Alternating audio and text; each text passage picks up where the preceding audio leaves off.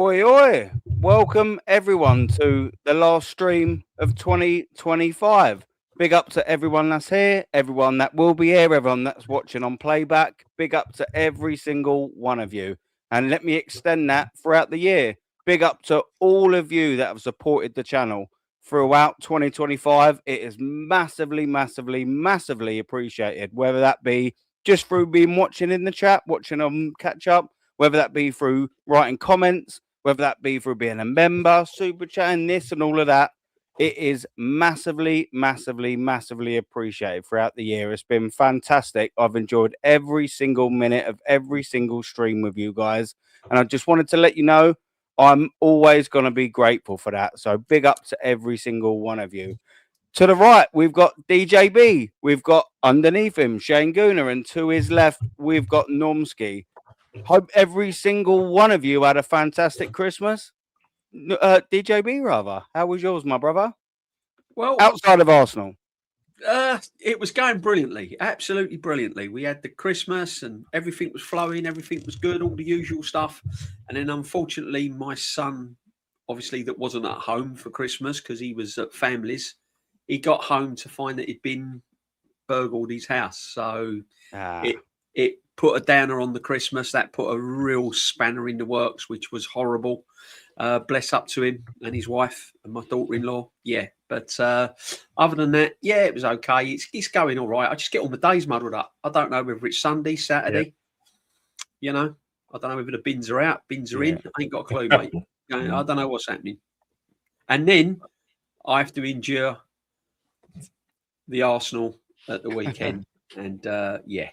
I'm sure we'll get into that. We'll get into that. Pick up the chat, and it's always a pleasure to be with my top Normski and Shane and yourself, my friend. Always. Ah, what a pleasure. Come on, the pleasure is absolutely mine. And Shane as well, man. Hope you and the 12 guests I think you had over Christmas had an absolute belt. I used to be a chef, so hopefully you didn't give them any food poisoning. That would be a disaster. I'm sure you didn't. You're always on point. How was your Christmas, man?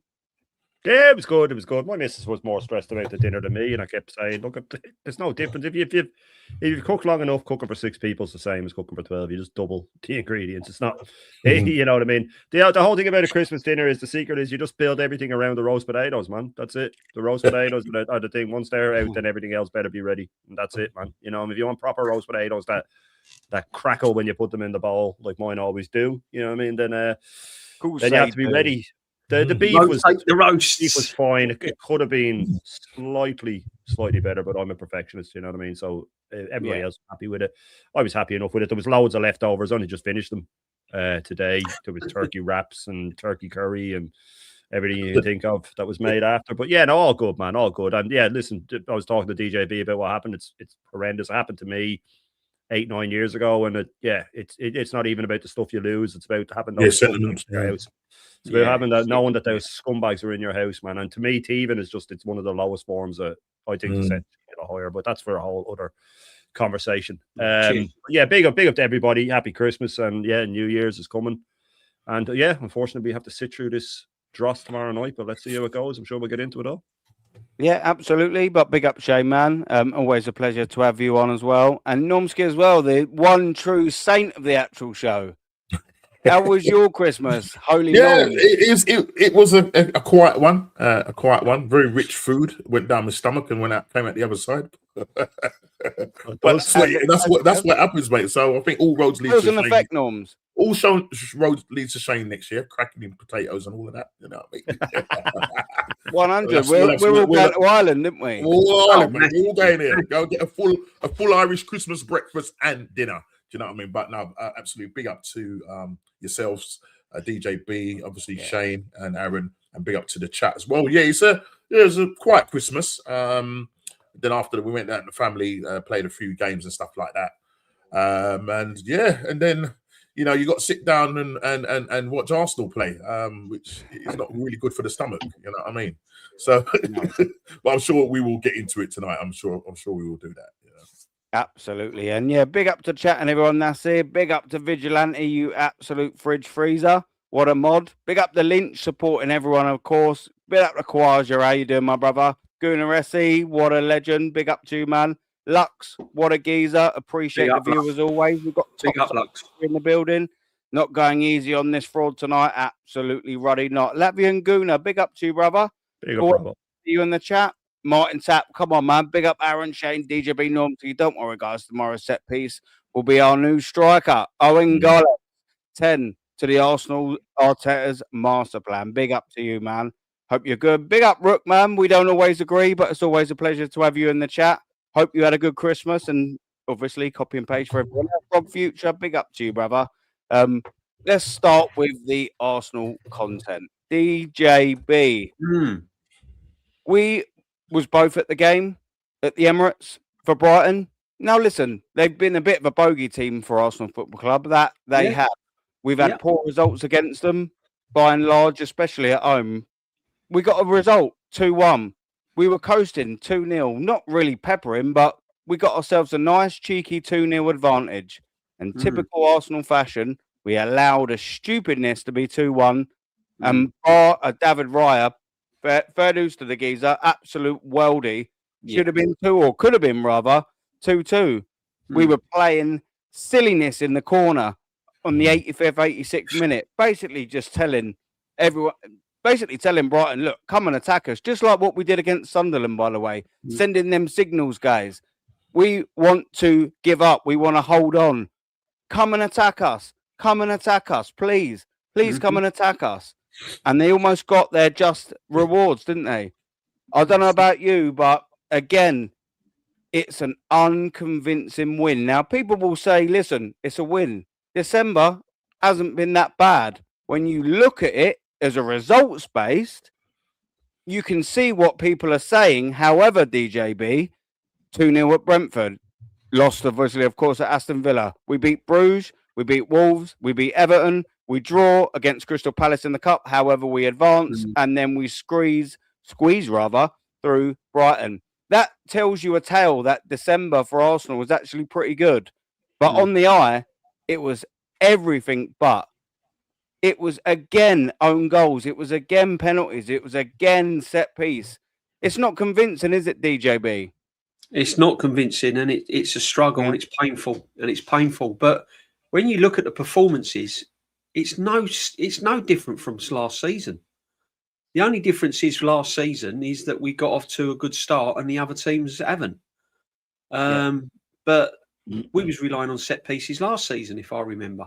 There was players not really functioning and not on form last season. And the problem is this manager does not he's not brave enough. He sticks to what he knows. He's regimental in his plan A. The players are lacking in confidence. There's certain players that are lacking in confidence, and we'll probably get to the main striker later on. He's now taken Eze out the team, who was initially brought in for a specific reason, was to unlock defences and low blocks and create things. He's now not getting in the team. Odegaard has one game, and we're hearing, oh, genius, outstanding, he's world class. He's had one game. Yeah. And it was an okay. I mean, it weren't. Yeah, he had a good game, but he weren't. He took his goal well, and he shined against a Brighton team that was really there for the taking. Aaron, they didn't show a lot of ambition in the first half. They we allowed them into it, didn't we? Yeah, they couldn't keep possession. Any other team would have taken that. They would have hammered Brighton the other night. Aston Villa, if they was playing them the other night, they'd have hammered them. Man City would have hammered them. Liverpool probably would have got a result against them. Chelsea would have hammered them. They were there for the taking. Now, suddenly we come out second half. Their manager makes a couple of changes. Lewis Skelly was struggling pretty much all night. Who'd have thought, eh? Last season, he was like, oh, he's better than Ashley Cole. Another player that has fallen off of a cliff, where he's being played out at the wrong position and he's being played sporadically. And then we come out second half and I'm thinking, Brighton look a little bit at it now. And then when they got their goal, I'm thinking a little bit more quality in the final third. They're in here. they're in here. We ain't got an answer to it. And then you're looking over at the manager and he's panicking. He's up and down the line. He's sitting down. He's standing up. Then he has to throw on a defender. And then we're putting the ball in the corner. We're putting the ball in the corner. 84th minute, 85th minute. We know most games go on till 95 minutes now. Yeah. There's 10 minutes left. And we're trying to kill the game with the ball in the corner. This is a team that's had £1 billion spent on it. Best team in Europe. One of the best managers around. And we're locking up shop with 10 minutes to go by putting a ball in the corner and begging for a corner or a throw-in or something. It's just unsustainable. But I take it back. The cracks started appearing very early on. It's just that we was getting away with it because we were getting the points. We were going 5, 6, 7 points clear. City weren't really in the groove. Villa weren't in the groove. Other teams weren't really performing. So we was getting away with it. Now, Villa are a very good side. Man City are starting to get their act together. We're now seeing that we're having to up our game. We've got to go to that next level now to stay in front. And we can't do it, Aaron. We can't do it. We can't get to that next level because players are injured. He's playing players that are in the red, that are injured. Declan Rice, once again, he lasts about 50 minutes and he's finished. He's blowing out of his backside. Do you know what? Just to quickly interrupt you there, though, Dee. Players are injured, absolutely. Most of them are in the defence. That, to me, doesn't give you anywhere near a good enough excuse as to why. And I know you're not saying this, by the way, just to clarify, but that don't give us anywhere near enough an excuse as to why our attack's so bad. Because we've got almost every single one of them available. I've been saying it all season. Our attack's been bad all season. Our final third has been our problem. If our defensively is the reason why we're top of the league. Let's get it right. Yeah, we're not top of the league because we've played this free-flowing, brilliant football. Saka's half the player. Saka should be 7, 8. He should be up there with the Foden sort of stats this season. He's nowhere near it, and that told you everything you need to know where Saka's dropped when he's got yards on one of the slowest defenders in the Premiership, and the defender catches him, and he's one-on-one with a keeper, and he can't shake him off. Absolute ridiculous. But I keep saying this as well, and Shane said it, and I know people have said it. He keeps reverting back to safety, what he knows. He starts Trossard. Trossard's having a stinker, really. The fans I don't know why, the Brighton fans got to him. He weren't right. Make the change. Make it at half-time. Make something happen at half-time. You're 2-0 up. Go for it. Let's go and bag another 2 goals. Make the change at half-time. Let's get Eze on. Let's try something different. Let's get Madueke on. Let's go attack. What does he do? Comes out half-time, same 11. Then he puts Martinelli on for Trossard, who can't get 90 minutes. And it's just, you can read him like a book. He's so predictable. And the football is crap. It is crap. And I was saying it last season and I'm saying it again.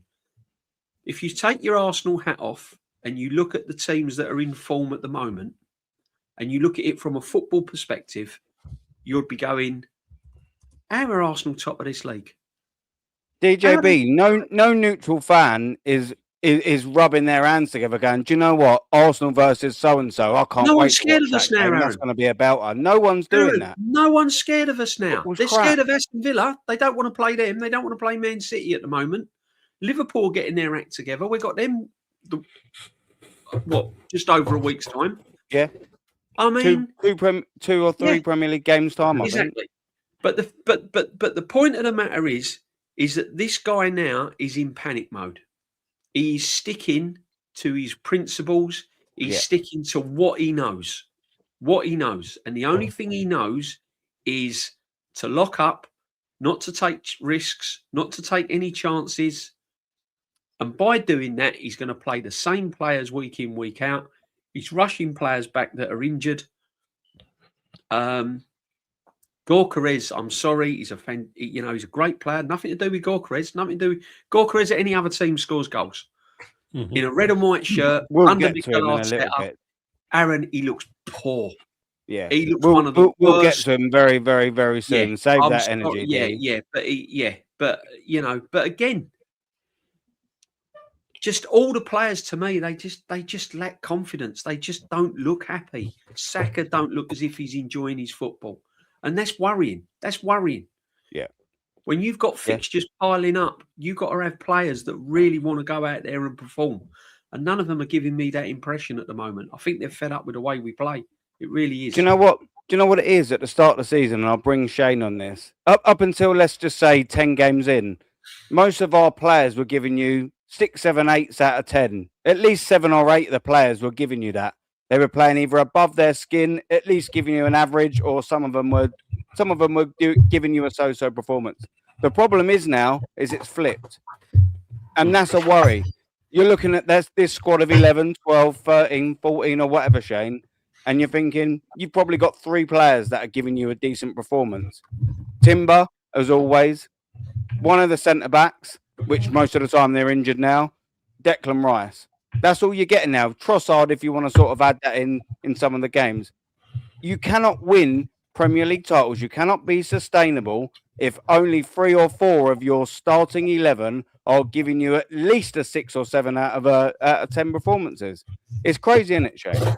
It was a terrible performance as well, I believe, against Brighton. And I know you've touched a lot on this, and I want to bring in a bit of injuries as well, because I know you're double clued up with it. Everything about that game. Go on, Mo. Yeah, look, we can talk about, December looks okay on paper and all of that stuff. But, I mean, if you go one day back, is when we drew with 10-man Chelsea. You go a couple of weeks before that is when we drew with Sunderland. The performances aren't. I saw a gal put up something that City. Our form is more sustainable than City and Villa. And what planet does City, who have 4 or 5 of their attacking players having the season of their lives, players being rotated, hardly any injuries, a manager who's been over the line, money to spend in January? How is that not sustainable compared to living off own goals? You take away the own goals, we lose to Wolves, we go out of the cup, and we draw with Brighton. You know what I mean? Like that. Oh, but we're forcing them into own goals. We're forcing. You can dress it up all you want. The fact that there's fans out there having to dress it up is beyond belief. And I was on to, I think all of you at some point about, and DJB touched on it with Saka trying to outrun Lewis Dunk. If that's not a worry for people, they live in a dreamland. If they can see Saka and he had to run on Dunk. Let's remember that Dunk had to turn. So Saka was in motion, moving that way. Dunk had his back had to turn from a standing position, and Saka couldn't shake him off. That's Lewis Dunk. This isn't, Kyle Walker or this is Lewis Dunk. If people can't see that he's lost that burst of pace, then I don't know what to say to them. You add to that the fact that he's getting greedy now because the pressure's got to him. You add to the fact, and I know we'll be touching on it, that Gyökeres can't buy a pass. And the Odegaard thing, he played well, right? But he was the best of a bad lot. And as Suj said in my chat this morning, do it against Villa, mate, when we need you. Do it against Villa. One good game. And you have Canton saying masterclass, right? And you know what? Takes the shine off his performance for me? He's our captain. When we go 2-1 and the players start running into the corner, he should be going, what are you doing? We need to finish them off. Now, this is the manager's instructions, but he needs to take control. You need to take control on the pitch. That's what a captain does. Takes control on the pitch and says, don't listen to him. We need to go get a third. Because I'm so sick and tired of people bigging everything up like it's the greatest thing that's ever happened when we get one result, or when Madueke scores a goal and he's the best winger in the world. But then when he gets dropped, they don't talk about it. It's insanity. And if we go to play against Villa like we have played pick any of the games this month and play like that, they'll beat us. Like the man, the Miller was in my chat this morning saying Villa are 7-1. That's insane to me. They're the informed team. They rested their players for Chelsea. They made 3 changes for Chelsea. They made 3 changes away to Chelsea. One of them was their only striker. He put Watkins on the bench. He put Onana on the bench. He's changing big players for a game away to Chelsea. We're playing injured players at home to Palace. And another thing I'm sick and tired of is people saying, what was he meant to do? He had to play injured Timber against Palace. He had no other options, right? Well, answer me this then. Calafiori got injured a day before the match in training, and he still picked him. He had another option. He had Lewis Skelly. So it doesn't matter if he has an option. He will still pick the injured player. So I don't want to hear it anymore. He admitted Calafiori got injured in training. He had Lewis Skelly. He still picked Calafiori, then made him warm up, then did him in. And how do you injure a hamstring in warming up, man? There's only one way. You had it going into the warm up. And when we were live with Rashid at the time, and it came out that he's come out of the warm up, I said no, he was injured before it. He was injured before that because there's no way he got injured in the warm up. So people can defend him all they want. He's come out today, or well, it was yesterday, I think, and he said, "Oh, guys, the board know, what to do with players and about signings and stuff like that." He's doing what he did last year. He's putting it out there that he wants players.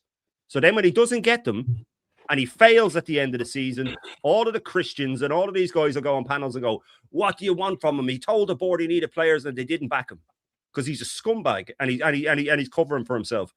I've been saying it for the last, I don't know how long, but I've been really, really, really doubling down on it. January is going to expose this guy. He'll be exposed come the end of January. Trust me on it. We won't have a defender left. We won't have a defender left come the end of January. And the ones that are playing will be playing through severe injury. There's talk of him rushing Ben White back. Gabriel was rushed back for that game to go on the bench so he can come off. He was coming off at some point, regardless of the score. So then it doesn't look like he rushed him back for the Villa game, because if he had to come back for the Villa game to go, "Oh God, it's a big game," he's rushed him back. He rushed him back for the game before. He was given 10 weeks recovery time. He's back 6 weeks early. 6 weeks early. It's a madness. 4 weeks. It's a madness that he is doing this to these guys and getting away with it. So my point is that regardless of what we do against Villa, even if we beat them, come the end of January, City will be ahead of us. We'll most likely be out of the League Cup, and people can call me negative. They can call me whatever the fuck they want. If you think that what we are doing right now is sustainable, just think now that there's talk of Havertz being in the squad. So think about it when he has injured Havertz up front with an injured Jesus as his backup, injured Saka, who hasn't looked the same. Martinelli, who had a little flurry at the start of the season, he's been bang average ever since. Trossard's fallen off a cliff because he's not fit. Declan Rice is on the verge of dropping. We go into that midfield, into that game. It'll probably be, if Ben White is rushed back, he might be on the bench. If he can't make the bench at Timber can't, we could have Declan Rice at right back. We could have a midfield of Odegaard, Marino, and Zubamendi up against McGinn, Onana, and Tielemans, two players that will harry them to death and win the ball back. And the second they win it back, that'll be their tactic. Let them shoehorn pass. When you win it back, all three of them can play a pass, by the way, and all three of them can carry the ball too. As soon as you win it back, we will have Malin, fresh Watkins, who's got the bit between the teeth, by the way, because he just scored 2, and Morgan Rogers, if it wasn't for Calvert-Lewin, would be on for Player of the Month. Treat them with pace. Yeah. They're going to win the ball back, and they'll go. They'll play it through, over the top, and all of our hamstrings won't be able to keep up. I have such a bad feeling about tomorrow. And at the start, I was saying in my gut, I think we might get something. The only plus I can see for us is that we're at home.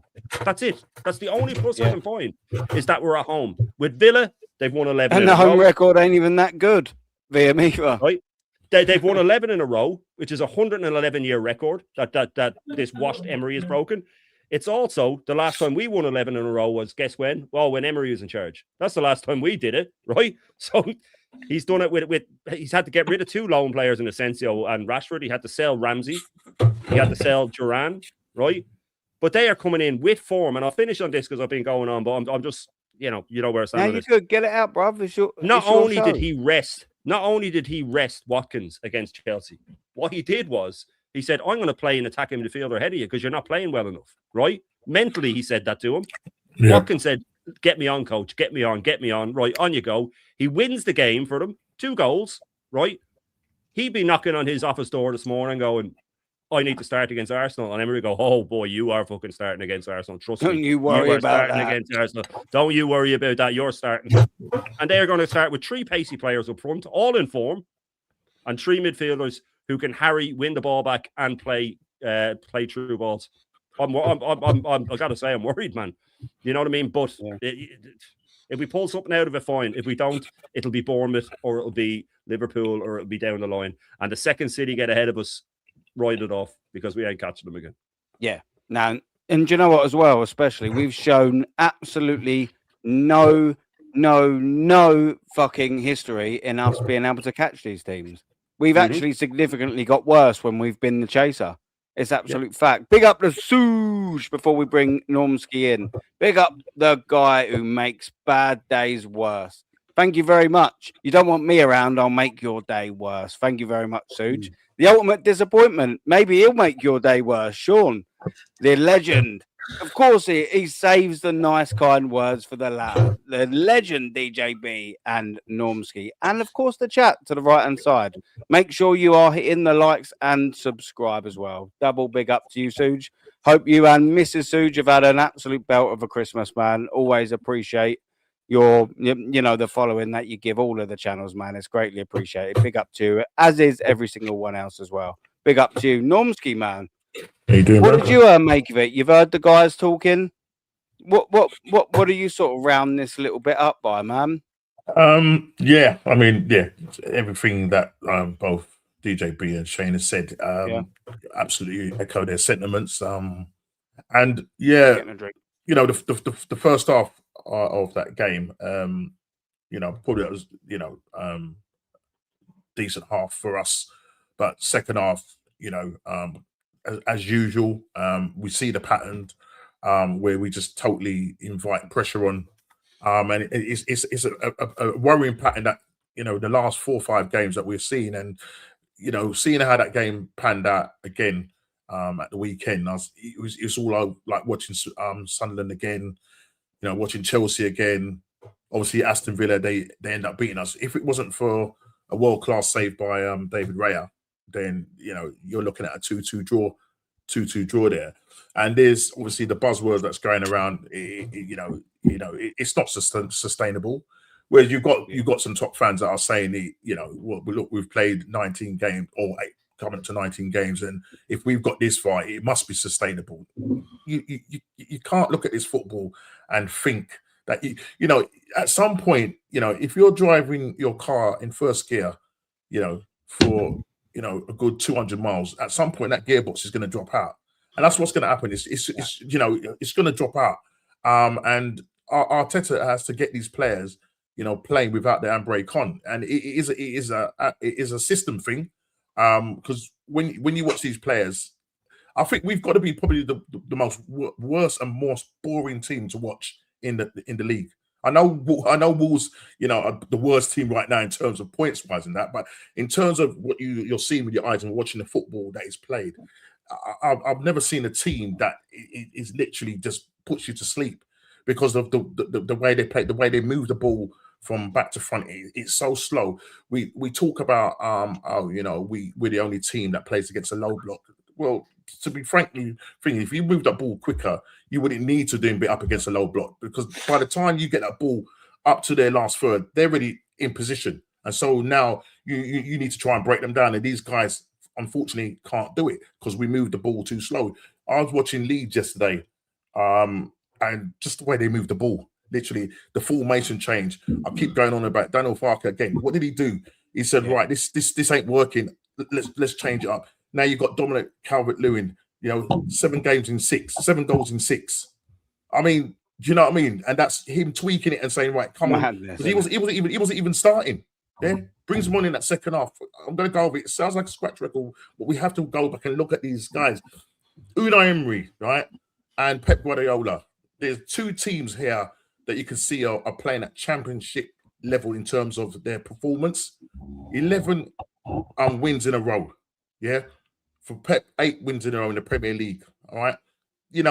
These guys are happy. You can see the players are looking happy. Pep's players are now, are kicking into gear. At one point, everybody's saying, no, it's not sustainable for Haaland to he's the only one that's scoring for them. Now, all of a sudden, Haaland doesn't need to score because you've got Reinders coming in and Chertsey coming in. Chertsey with 7 assists. Foden, he's the second highest goal scorer for City. And he's got more goals than our top goal scorer, which is Gokris. And I know we are going to come to Gokris, so I'm not going to get on to him at the moment. As you can see from behind me, please pass me the ball. I mean, it's a massive conspiracy what's going on. But this guy doesn't get service. But coming back to the game, if it wasn't, as I said, if it wasn't for that David Raya goal save, bruv, it would have been 2-2. Declan Rice playing in that right, but you could see that he was inverting a lot, and he was everywhere on that pitch. And as I said, he at some point will go down, because I saw him in that the 80+ minute making a lung-busting run. And listen, you know, they Brighton had fresh players on, and he's putting the afterburners. I said, how's this guy doing it? You know, I mean, he's like a machine, but unfortunately, like, that's our Arteta season. We're saying, yes, he's like a machine and he's fantastic, but you take him out of the equation, we will fall. He's the glue right now. He's the only machines person can still break down, Norms. Exactly. Yeah, it's going to break down. So for me, you want to make sure especially you maintain overwork everything. machines. Yeah, you want to maintain it, because at some point, you know, them cogs, it's gonna come to a halt. Yeah, and it's either it's gonna be his hamstring, his ankles, whatever it is. Yeah, it's gonna go right. And what is happening is that Arteta is panicking now, because as you rightly said, Shane, he's rushing back players. He's rushing back players. How is it that Calafiori is getting injured in the warm up? How? What is he doing? He's not doing sprints. They're just like, Norms, just quickly to add that, how many warm up injuries rather have we had this year? Because they're going in injured, you see, Aaron. We're just not hearing about it. He let it slip slip about Calafiori happened the day before. Right. You've never heard anything like it. We've had about 4 or 5 of them. Oh, he was injured in the warm up. No, we bloody weren't. Yeah, I mean, what has Donny Madueke got to do? He's had 0 minutes since scoring against Bruges. 0 minutes in outside the box, Norms. He's getting punished. Oh, you see what I'm saying? Saka, you know what I mean? Everybody's talking about this guy's world class. Unfortunately, I ain't seen world class from this guy. Yeah, his legs are gone. His legs is gone, and that's because of the hamstring thing. Plus, there's a little bit of selfishness coming into that. Again, we will come on to that regarding him and his combination play with Gyökeres. He's rushed back Gabriel. Why did you have to bring Gabriel on? Why did you bring Gabriel Magalhaes on? Why? Yeah, I just don't get it. You know what I mean? And this is again, Shane, I'm sure you work for Arsenal, because last week you said it. You said that Gabriel will come on for the last 20 minutes. Go and look what time he came on. He came on, right? Sorry, you were slightly out. Sorry, Shane, you were slightly out by 1 minute. You was 19 minutes, yeah. He came on in the 71st minute. sorry. You count injury time as well, Norm, so it was over 20 minutes. Oh, yeah, sorry. He's a fraud for getting it 2 minutes out. Fraud. Yeah, sack him. Do you know what? If Brighton hadn't scored, he might have done it differently. Yeah, but it's just to make it look like he didn't rush him back for Villa. That's all it is. And this is what it is. So you know for a fact that he's starting against Villa. Him, Saliba. Yeah. Mm-hmm. And look, there's Jesus will start as well. I won't be surprised if Jesus doesn't start tomorrow. Oh, he will, yeah. This is not the first time he's done it either with Gabriel. You sit there and you think about it. When he got his first major injury for Arsenal last year, the grade 3, 90 minutes pre-season. Absolutely no pre-season apart from a couple of minutes. 90 minutes in pre-season, and that's it. He played every single game. Games in a row. And now he's been rushed back 60% quicker than the allotted time given. After being rushed back the first time, to the point where he broke down again, he's now rushed him back, and he'll do it to him again. But the problem is, this is not the only case of a player. It's disgusting at this point. This is because, though, it's all because he can't coach his way out of it. It's panic settings. He can't coach his way out of it. No. He's got That's to. what it is. He can't wait to set up how he always sets up last season and the season before. He's already waited numerous of times. He can't wait for Havertz to come back, because right now Gyökeres is his headache. It's his headache. Yeah, he can't cope with it. He's not able to cope with the way the team's playing. That's why he wants Havertz back, because then he can go, right, I can now start playing where I played last season and the season before. Not one as fuck all, by the way, by playing like that. But he will feel better for it. Right now, that's why when a team scores and they're on top for 5-10 minutes, it's like, quick, right, get a defender on, get this one on. Yeah. He's forward, he's trainer thinking is always, how do I not lose this game, rather than how do I go and win it? Right? Yeah. And this is what Gareth Southgate was like. This is why I call him the Spanish Gareth Southgate, because his first train of thought is, how do I not lose this game? Not unsuccessful, not looking at the bench and thinking, hang on a minute, I can go and batter this Brighton team. I've got Eze on the bench. I've got Wanyeri on the bench. I've Yeah. got this one. I can play Odegaard and I can put Eze in the 10. I can play Odegaard in the 8. I don't need Marino in midfield because he's a waste of fucking time anyway. Yeah, that's it though. Sorry, DJ. I don't mean to go to caution, but if that's Guardiola, Emery, Howe, any of these managers, when Brighton score, he takes off either Marino or Zubamendi and he brings on Eze and he goes to make it 3-1. Yeah. So he could have done 101 different things the other night. He could, but he could have done it. He could have done it when we were 2-0 up and gone for the third and the fourth and put the game to bed. What does he do? He goes defensive. Shits the bed. You see, when Brighton got that goal back, you see him standing there thinking, what do I do? What do I do now? He ain't got a clue. I'm nearly sure he worded, what do I do, at one point. He's doing it all the time. And then he brings on, he takes Trossard, he brings on Martinelli. And the reason why he bought on Martinelli was to put a bit of pace up front because he was hoping to get a breakaway or a long ball or something like that. Well, that weren't going to work because there was no one creative in midfield to do that. Eze's the one that plays him through. Yeah. So now what we're doing, we're reverting back to how we've been playing last season and the season before. And now he's panicking even more because he knows he's got to try and win the Premier League. He's got to win the Champions League to try and save his job, hopefully, if the board is still on board with it, right? So now what he's doing, he's overthinking. He's not thinking logically. He's doing all sorts of madness. He's like he never has playing that one. He never has, exactly. Yeah. But he hasn't. But guys, he hasn't got the experience of the likes of of these other managers that have been managing a lot longer than him. Do you know what I mean? He's literally winging it. That's what he's doing. He's winging it. But he's still winging it, Norms. I know that's what I'm saying. He's winging it. He's been winging it since day one. He's been winging it since day one. This is the problem. He's been winging it since day one. He's had no managerial experience whatsoever. And I said this as well, right, before Shane comes in.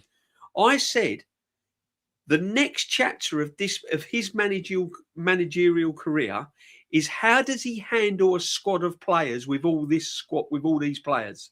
How does he handle making sure that they're all on form, they're all happy, they're all getting game time? Oh, we've got Eze now. We've got Gyökeres. We've got Zubamendi. We've got Norgard. We've got this one, that one, that one. I went, that's all right, but you're giving it to Arteta that's never experienced of having a big squad. This is all new to him. And now we're finding that out. He don't know what to do with Eze. But so it should be easier, no? It should be easier. Any manager with any clue would find it easy. He hasn't got a clue what to do with Gyökeres. He hasn't got a clue what to do with Eze.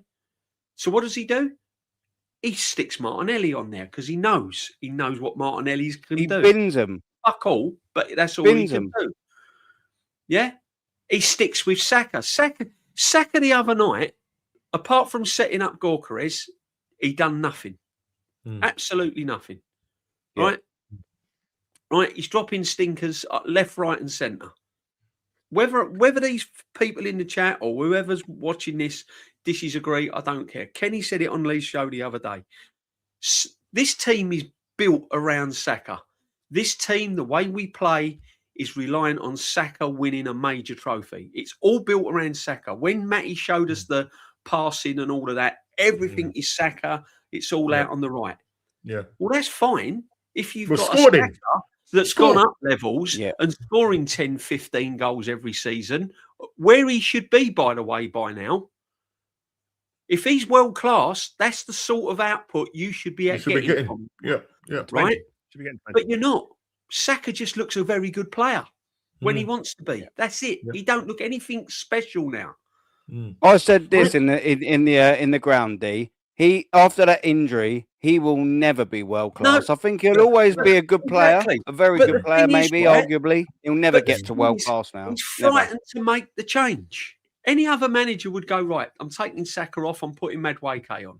He's full of confidence. He scored 2 good goals against Bruges. I'm getting Madueke on and taking Saka off. He doesn't do that because he's frightened of making that adjustment because if it falls flat on his face, he don't want to take the can for it. So he's not confident in himself. That's the thing. He's just hoping he gets through on his plan A. Yeah, that's what it is. That's what it is. Sorry, Noms. Sorry, Yeah, Noms. sorry.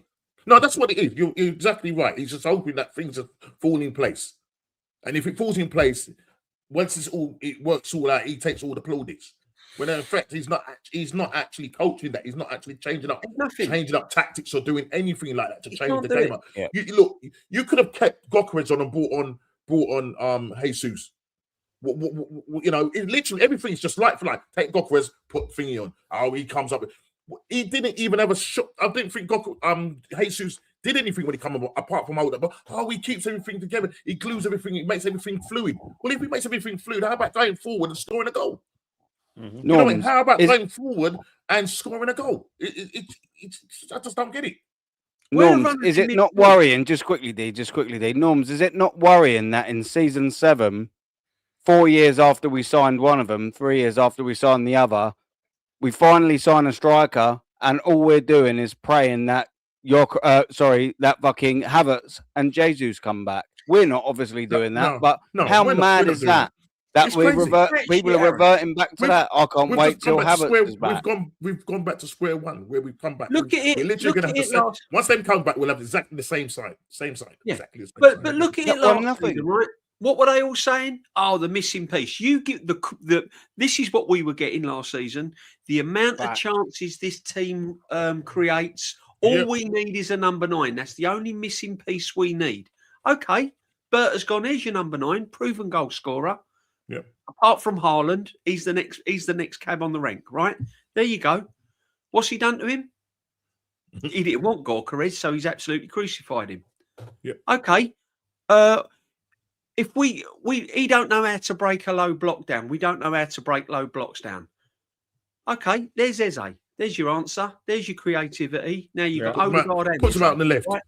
Now you've got Odegaard and Eze. First of all, he puts him out on the left and makes him a wing back.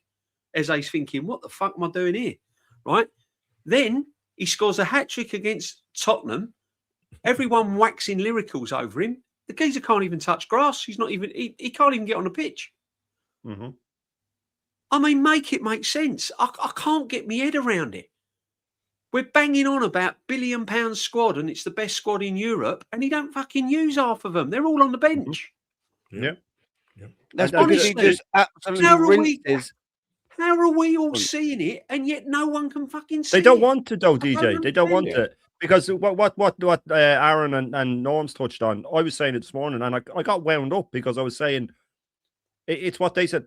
How can we be meant to sit here and listen to these idiots saying that, it'll be okay once Havertz and Jesus get back? Like Aaron said, not only were they not good enough in the previous years, they're now smashed up with bad knees and hamstrings, and so they're going to be worse than they were. Yeah, and they're going to say, "I don't understand how." Don't the hamstrings grow back stronger though? They do. Apparently, greatly do. But the thing is, there's no logic to it whatsoever. There's not even a shred of logic. It's all feelings and emotions. And look at they fell for that video that came out of them in training. And the cameramen had to have been on the training pitch because they're right beside the players when Havertz suddenly shows up and they all go, "Hey, Kai," and they're all patting him on the back. And all of these guys eat it up. And they go, "Oh, yeah, look at that family." No, hang on. Arteta had to get the cameraman and say, "Get on the pitch because he's coming out soon because I want a film of us all patting him on the back." This isn't real. It's like David and Victoria Beckham when they get snapped on the beach and they're not meant to. Yeah, they're telling the photographer where they are, or it's the failed musician whose new album's coming out, so he has to check into the Priory and get caught on camera the day before it comes out. It's all set up and they all eat it up, man. That's the problem. And if we're having to do things like this, then something's not right. How are we dependent on these two players? And big up to Suge, he always puts up the stats of the goals they've got and things like that. It's absolutely terrible. Like, it's nothing. They don't add anything to the team. And like DJB said, we were told all through the summer, once he gets his striker, let him get his striker. Look at the chances. Christian was always banging on about it. I don't rate Havertz. If we had a striker that could get... He was on Sky Sports saying, "Oh, yeah, we'll be all right once Havertz comes back." The guy that was saying that Havertz is shit was on Sky Sports saying we'll be all right when we get Havertz back. But this is it. World no accountability for them. This is it. This is it, though, Shane. Because the manager reverts back to his plan A, because So the they have manager reverts back to what he knows. They are So they all do. reverting back to what they They know. preempt it. They It's like preempt it. it's like a The hive later mind, on. isn't it? They're not Yeah. broad It's like a hive devisers. mind. As How? soon as Yeah. Arteta's the queen fucking bee, isn't he? Yeah. And everyone Yeah. else just How follows. on earth? He That's what wiggles it his he wiggles his bum, puts out a special you know they do that It's thing his when they Lego, wiggle his the Lego bum hair and- moves like that. Let me tell you who we had on the bench in our attacking lineup. We had Eze, Wanyeri, and Madueke. Mm-hmm. Three And game who does he changers. bring on? Jesus and fucking Martinelli. Yeah. Two washed up players that ain't got us over the line in previous seasons. Yeah, not even come Make it close. make sense. I can't. 50 And do you know what the years ironic thing is? and To it show doesn't that he make never sense. learns. Do you know what it is to show that he never learns? When we blew the league in 22 or 23, 24, it was because he shoehorned Jesus back in at home to Villa. And he's going to do it tomorrow. He's going to shoehorn Jesus back in at home to Villa. Oh, The thing that blew the league before. But it blew the league 2 years ago.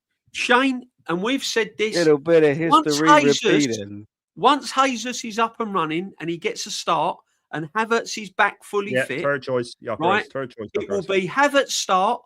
After 55, 60 minutes, he'll take off Havertz and bring on Jesus. And Gyökeres will be doing this. And I've said this before Norsky and all that comes in. There's a training ground bust up waiting to happen. Because Gyökeres, he says he don't want players with attitude. Watch this fella, mate, because you can see it. He's absolutely frustrated to hell. It's going to kick off on the training ground, and he won't even be anywhere near this football club. He'll do exactly what he done to Aubameyang. You was at the game, guys. You was at the game, and there was a pass. There should have been a pass that Saka should have made to him, and he's like, what are you doing? Like, furious. You know, just little things like it's. Saka was very dismissive as well. When he went down when he got injured, right, and he went down after the goalkeeper clattered him, right. Yeah. He was in. Look at his body language when he gets up off the floor. It's as if like he's thinking, "What the? Why am I getting smashed to pieces for this fucking shit for?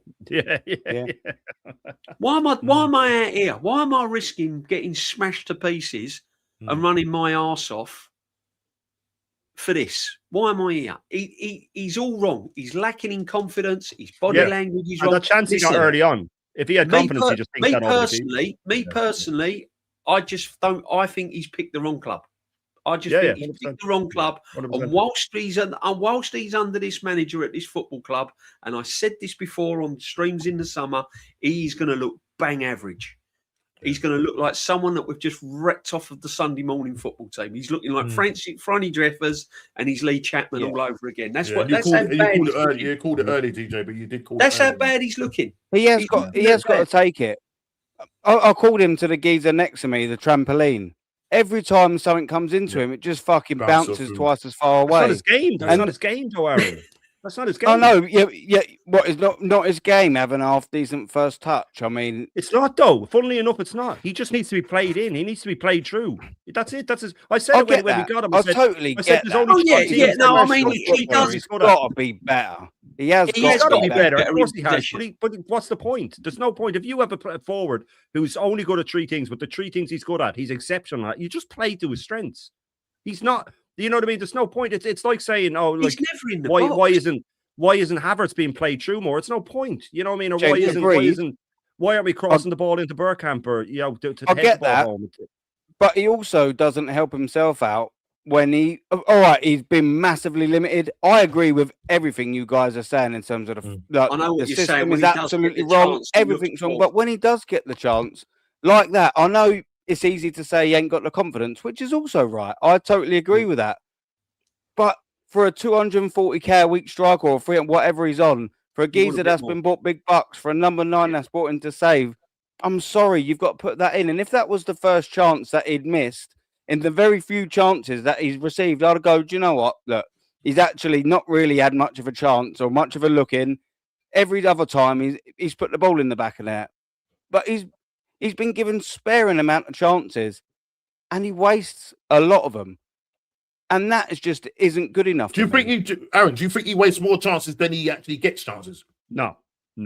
I actually do. You know, he hasn't scored that many goals. And I sit there and I Not think clear about the cut chances, some of them Like, that I he's can't had. think He's that one he burned missed. it. That one he missed against the thing is, Brighton was one of the When first you I've look seen. at him, though, when you look If at Haaland, him, just quickly, sorry, D. If Sorry, Haaland gets that opportunity 2 minutes in, Manchester Haaland's City different coast class, though. that He's game different 4 or class. 5. He's I different know class. it is, but it shouldn't be that much of a different class.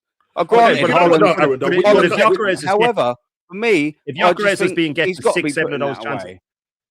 if he's getting 6, 7 of those chances a game, though, the way Haaland does, he puts that away. Gyökeres does, because he just, by the time he gets a chance, it's been so long and he's snatching at it. If he's on a run of games scoring, if he's getting chances and he's scoring and his confidence is up, he just dinks that over the keeper without thinking about it. Yeah. You know what I mean? It's just for me. That's I how it feels with any forward. I appreciate that, but also some of it's got to be on him. He's got to Oh yeah, get there's a himself massive out of amount that of rut, it. hasn't he? There's a massive He's got to amount get on him, but we're himself not out of playing that to rut. his He's strengths. got to dink the geezer. Oh, granted. Oh, I totally 100% agree with all of that. All I'm simply saying is he's got to take some accountability for the opportunities does, that he yeah, has 100% got, he does. albeit few and far between. I get that Yeah, as he well. does, yeah. You know, you're sort of looking at that player. And last season, if Havertz would have missed that, if Gabriel Jesus would have missed that the season before, we would have all been ripping him to I absolute did rip shreds. into him at the time. Oh, I ripped 100. into him Oh, at the time, I know. I'm literally. There's no argument here. All I'm sort of saying is that he's got to be accountable for them opportunities. You know, it's almost like, you know, when a young player comes in the squad and you sit and think, do you know what? It's hard to break into the first team, but you've got to take your opportunities. That's sort of what you say to a young player. And I know he's not a young player. I'm just using it as an example. You've got to take the opportunities when they come and get you. You've got to give the manager at least somewhat of a question mark. And for me, when he does get the little amount of chances, he doesn't do it enough for me. Gyökeres. I think he's a confidence player as well. I very much think he's definitely a confidence player. Massively. Because if you look at Haaland is not technically a good footballer. Technically, he's not a good footballer. No, is Gyökeres, to be fair. No, I know. So what I'm basically saying is that Haaland, yeah, the opportunities that you get, and it's kind of like a bit of, you know, you're flipping it both ways, because the chances that Haaland gets, he will put them away, as opposed to Gyökeres at the time. And yes, we can turn and say, you know, because he's a confidence player, because he's not really getting the chances. Sometimes he's snatching at that. And I've always said it, that it takes two to tango. So even though we're saying he's not fitting in Arteta's system and all of that, blah blah blah, he has a part to play as well. And he's got to make it work. So I'm saying try harder, keep going, because I'm not going to sort of say after, you know, 19 games or whatever, I want him out or whatever. I'm going to give him a chance. Look, Henry didn't hit the ground running. There's a lot of players that come to us that hit the ground running. So we've got to give him a chance. But I'm just saying, if you played Henry in this system under Arteta, any player that's coming in, he's killing them. 21-year-old Henry, absolutely. Henry never goes on to become the player. No way. Isn't there a case with Gyökeres that Arsenal just might not be for him? Some players go to football teams and it just don't work out for them. It just don't work out for them. The move's all wrong, right? In this case, it's probably the way we're set up and tactically the way this manager plays him. It just might not suit him. Do you know what I mean? It's like when you buy a new car and it comes with like everything written about it, and you get in it and you're driving it, and then after about 2 or 3 months, you just think, oh, I don't like the way it handles the corners, or I don't like this, or I don't like that, and it just ain't for you, and you want to get rid of it. It could be that because Gyökeres is not technically gifted, but he needs to be in positions where he's scoring goal. He's one of them players that you just say to him, look, just get in the centre of the box, operate in the box, and just like, you know, we'll try and find you, make the odd run, and we'll try and find you with a pass. Yeah. But we haven't got that. Zubamendi don't create enough chances. He's not creative enough. Line breaker. No, he's not a line breaker. We don't run with we haven't got anyone that breaks any lines. We have Eze, but he don't play him. No, Arteta sits him in the class and makes him write lines. Doesn't play him. I just think Gyökeres, I was hoping that he was going to be a prolific goal scorer. I don't think it's going to happen with this manager. No. But having said that, you could give this manager Haaland and he'll find a way to fucking kill him. Yeah. I mean, do you know what I mean? It's like, I mean, look what he's done to Martinelli, considering what Henry got out of him. Was he Look at bought Sack. for this manager, DJB? Eh? Did Berta buy him for this manager? This fucking manager. I honestly believe that it was. He never ever wanted a striker. Full stop. He didn't want a striker. He thought that he could get by with Havertz. His ideal in his head was we scored plenty of goals last season. We'll do the same this season. Why do I need a striker? That's what he had in his head. And he thought he could go into this season with Havertz, Jesus coming back from injury, Saka, Martinelli, all of these players, and with the addition of Zubimendi and everything else, he honestly thought, to him, he didn't need a striker, right? But the pressure was on. He obviously knew that there was rumblings in the fans that we needed a goal scorer because we was creating chances and missing chances, right? So then Berta comes in and he's then got Gyökeres. But he wanted Sesko because Sesko suits his system. It's true. Sesko suited his system. He's very similar to how Kai Havertz plays. He holds the ball up. He brings players into the game. That's what he wants, like a false number 9. He's never wanted a striker. He's never wanted a striker. That's why he's binned them all. And he's not signed one since he's been at the fucking club. So now he's got one. It's challenging him. He's being challenged to how to get the best out of him. And he can't do it. Well, we'll see what happened the last time he had a can't do decent striker. Aubameyang. Yeah, he can't do it, Aaron. He can't do it. It's just not in his... He's not capable of bringing in strikers and getting the best out of strikers. No striker will bag more than 15, 20 goals under this manager. No one will. You might get the odd midfield player chip in with like 14, 15 goals if they're banging. But even that's dried up now.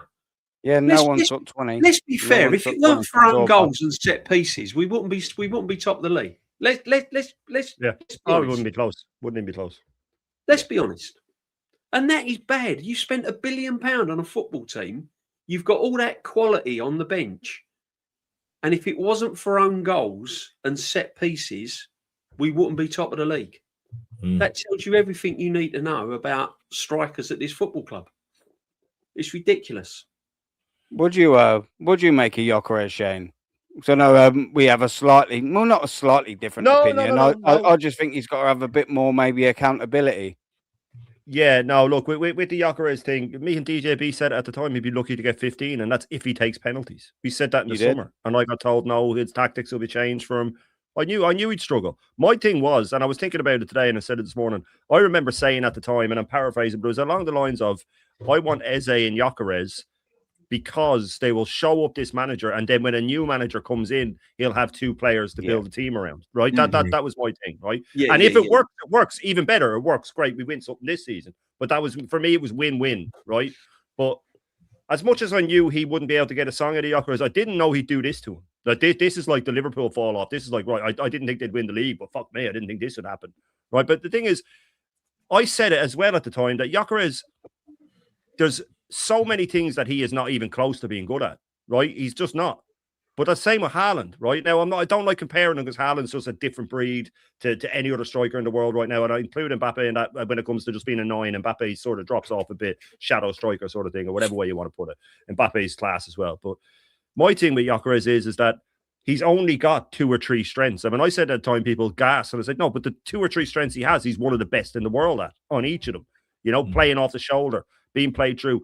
And yeah, he has to improve what he's doing, but he's got to be thinking, why have I been pushed for this move, brought in, the big star, all the fucking pictures of me everywhere, all of this, and I'm being asked to do stuff that I'm not good at. What is the point of being asked to do stuff that I'm not good at?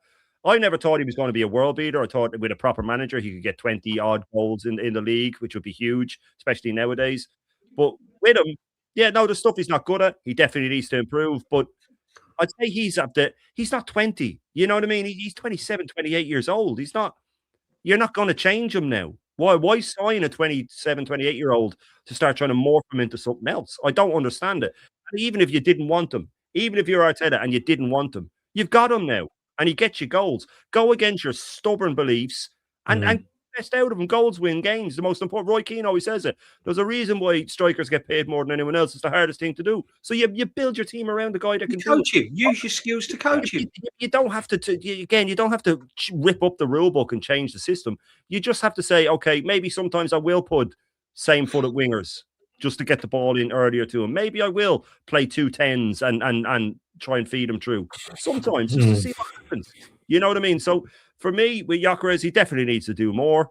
He definitely is not the player that people thought he was. We never said he was. Not one of us here said that he was going to come in and rip the Premier League up. We all wanted him, but we never said he was going to rip the Premier League up. But to me, he's not been played. And people saying like that he turns and stuff like that slowly. Yeah, with the ball he does. But at Sporting, he didn't turn with the ball. It was played through for him, and he spun the defender and ran into space. Oh, but we played low blocks. So what? Low blocks are played against City. How many times do you see Haaland playing through?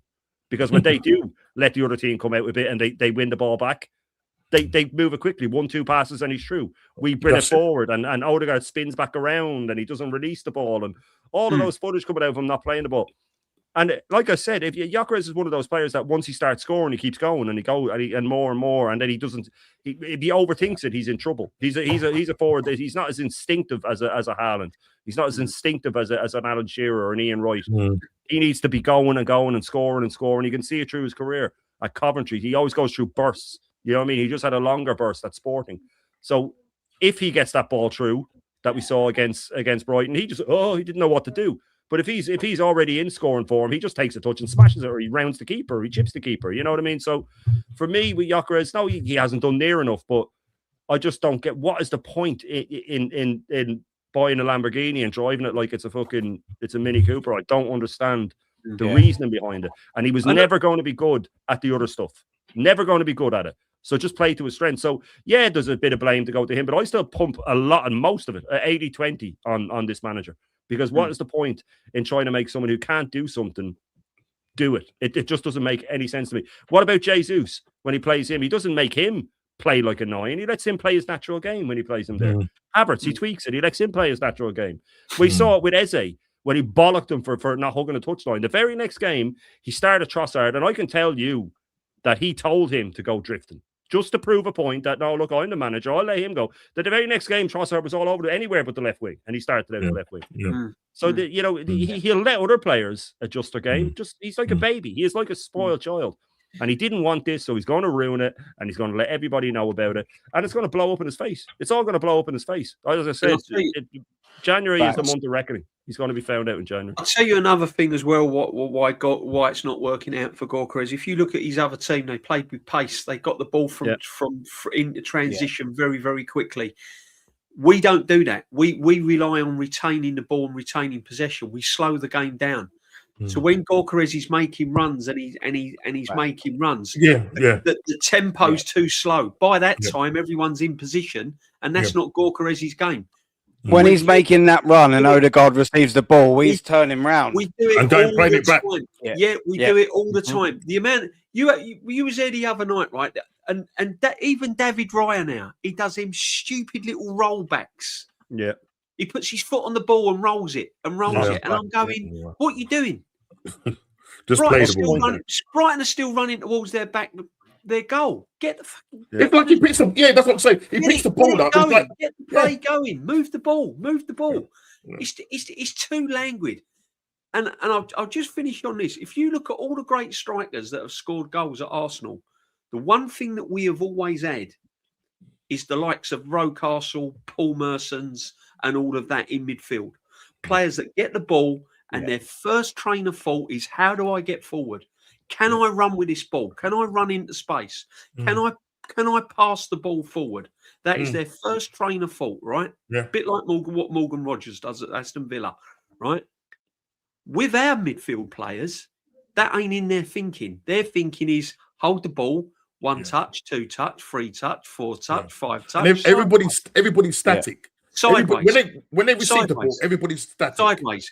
Yeah. The The only one that actually does it, boys, is Declan Rice, and that ain't even his natural game. It's not his natural game. Yeah. And if you look at the You're way right. we play, it's very languid, it's very slow.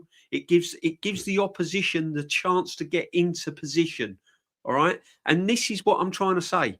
So strikers like Gorka playing for Arsenal in that system, he's not going to be able to adapt, and it's going to make him look crap. Do you know what I mean? Yeah. Not that I think he's brilliant anyway, but what I'm saying is it's going to make him look even worse because we don't get the ball moving quick enough. We don't break the lines quick enough. And bottom line, when you've got Zubimendi in midfield and Marino in midfield, they're not Paul Merson or David Rocastle.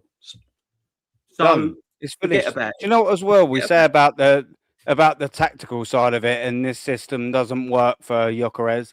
This manager hasn't got the tactical nous to change it for him in the first place. And he hasn't got the tactical nous to change it. But what he has got at his disposal, he's got Eze and the likes of Wanyeri. Can you imagine if Wanyeri had have had a good run in this team, how good he'd be now?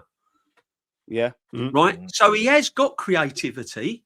He's just frightened to fucking use it. Apparently the new narrative now with Positive Dan and all is that Wanyeri was never that good.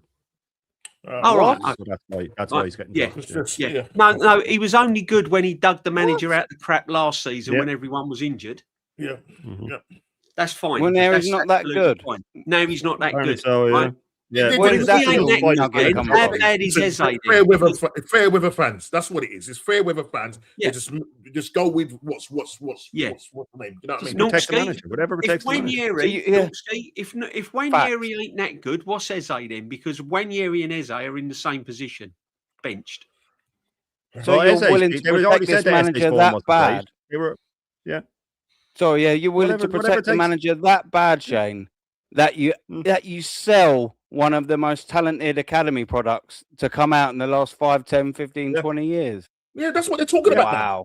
That's what they do. That's what they're talking about. They, rather than saying, first I've heard this guy mad. is Someone put it in the chat earlier that's what he's doing. That's what Positive Dan's doing now.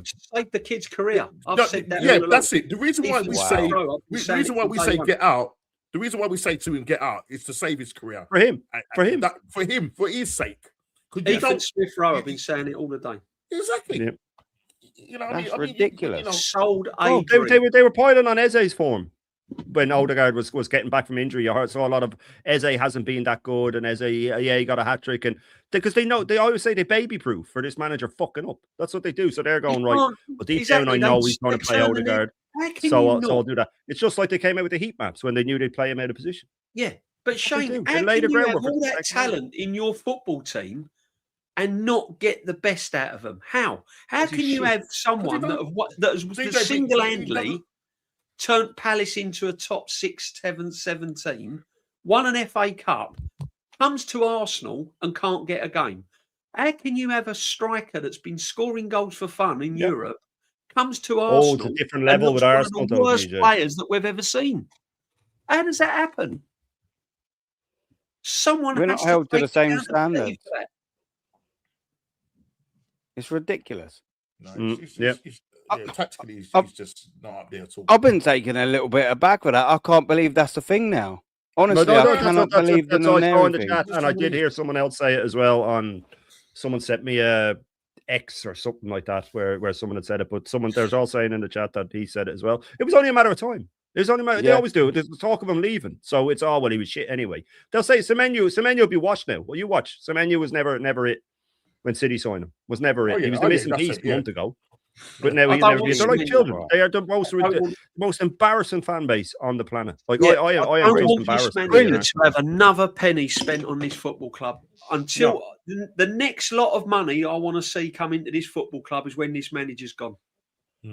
I don't want to see any more players coming to this football club, so this manager can absolutely turn into trash and then blame everyone else. Well, do you know what? We're going to talk about that next. But first, just before we do, big up to JCG. Big up to you, brother. Hope your Christmas was good, mate. Yeah, big up. He's always supporting all the channels, man. Big up to JCG. 100%. Big up to Aaron, DJB, Nomsky, Shane. Said on DJB's show yesterday, Havertz and Jesus' strengths, in his opinion, is linking play for Saka. But what about scoring? That's it. He don't score. And this is what I don't understand about everyone now. Can't wait for Havertz to come back. Everyone can't wait for Jesus to come back. We've got 4 years of proof that show that they don't do nothing. They don't cut the mustard. Why are we waiting for what we know doesn't fucking work to come back? Protecting the manager. It's an absolute shambles. But big up to you, mate. Big up the Suge. World-class squad. A midfield of Sociedad 3. Only Mikel Arteta would try and replicate a midfield from Real Sociedad. If he's going to pick anyone in Spain, he picks fucking Sociedad. Ridiculous. That says everything you need to know. 2 number 9s who are City and Chelsea rejects, who has a total of 117 goals in over 400 games. Bruv, Suge, my favourite bit there, Sociedad. Only Mikel Arteta. Only Mikel Arteta. Mikel Merino, what a shower of shit. Martin Odegaard, what a shower of shit. Zubamendi, what a shower. It's like he's obsessed with Martins and Mikels. It's absolute fucking embarrassing.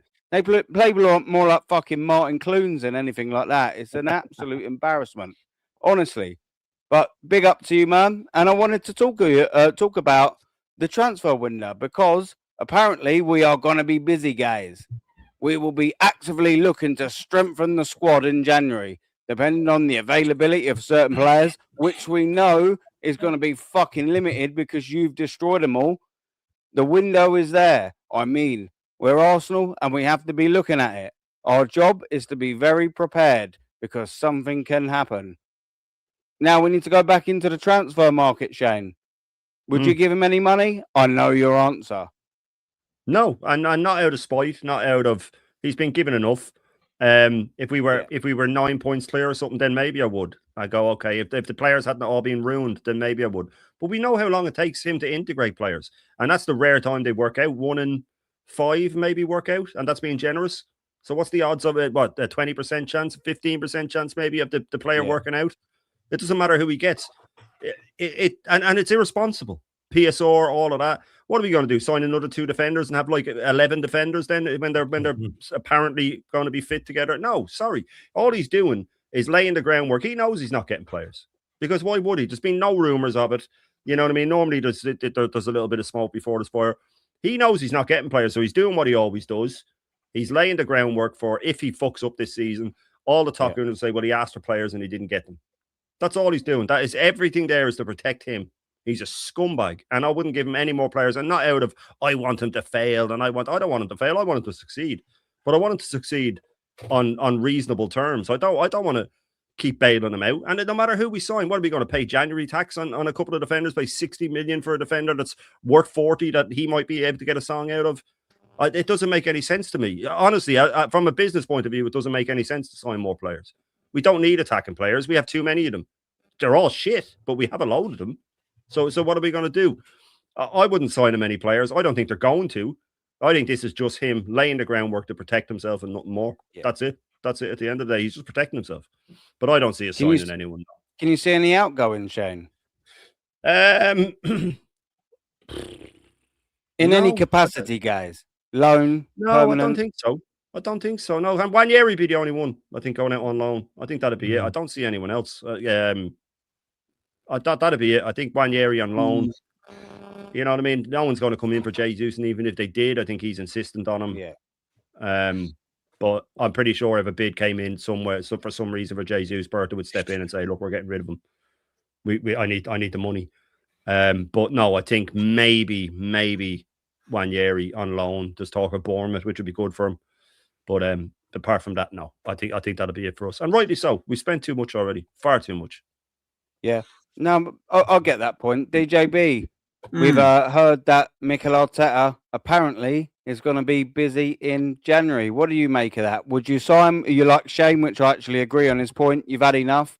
Be a manager. You're paid 15.6 million. You're 7 seasons into it. Show your nous. You've got the squad you wanted. Or would you still go for someone? I mean, if the right opportunity came about. Yeah, I mean, when does it come to the point where you just stop throwing money at a problem and actually start to look at the real problem? Yeah, the root cause. Yeah, because it's like life, isn't it? You throw something at something, keep putting money into it, putting money into it, putting money into it, but until you remove the root cause of the problem, you're going to have the same problems time and time and time again. This manager is the problem, not the players. We said that.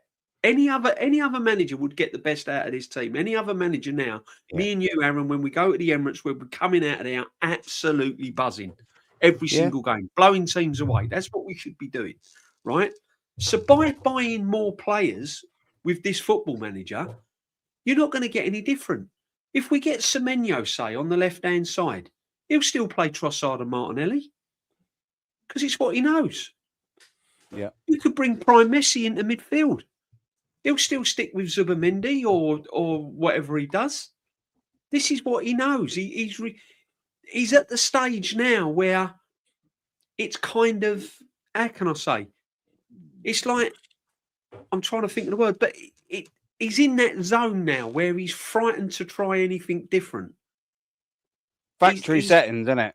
It is. It goes back to what he knows. Do you know what I mean? It's like when you come indoors and you put your keys in the same place all the time, and suddenly you forget to put your car keys in the same place, and you put them somewhere else, and you go, oh, "Where's my keys? Where's my keys? Fuck! I've lost my keys. Where's my keys?" We've all done it.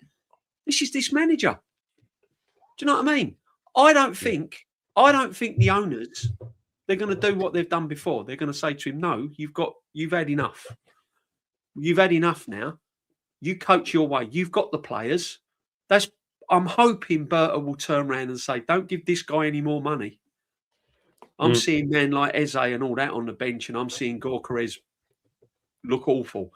Don't give this guy any more money. Let's see what he can do at the end of the season. And if we're successful, then think about it. Until then, he's got enough now. He's got more than enough to get over the line with his football team. And do you know what as well? From our perspective, or definitely at least from mine, if over the last 7 seasons that he's been here, he wasn't backed, or at least sufficiently backed, I'll probably have a slightly different outlook on him. I'll go, do you know what? 100%. You haven't really been backed, mate. And you've got 100%. to second, and you've been given absolutely fuck all. 100%. Whilst that ain't what I want still, you'll go, fair enough. But he's got his own way in everything, isn't he, D? Yeah, but if he was doing what Unai Emery's doing with Aston Villa on a shoestring, not able to sign players, selling all his best players, if he was in that situation, year in, year out, and we was coming third, second, qualifying for Champions League, qualifying for Europe, I'd be saying to him, well, he was a manager that wasn't really backed. And I'll come back to my point. He had 750 million before the start of this season that he'd spent. He should have at least won a trophy last season with the team he had. DJB, Ejob's asking you a question here, and he's saying Arteta goes back to what he knows. Facts. Does he not know that it doesn't lead to any trophies? No, he don't. He's that naive, Ejob. He's that honestly, he's that set in his ways. He's a manager now that is so set in his ways, and he thinks his way is the highway. He's got no idea how to change it in game. You watch the semi-final 2 legs against Chelsea. He will play exactly the same way. He'll use the same system. He'll play the same players. Chelsea won't. Chelsea will mix it up, and he won't know what to do. And on top of that, he'll have added pressure. If we go out of that Carabao Cup, that could be it for this season. Then the heads will drop on them players. He will start doing all sorts of madness, and that'll be it. I getting back to your. I don't want to see players. I don't want. He's had enough. Let's see what you can do. You coach. Yeah. You had.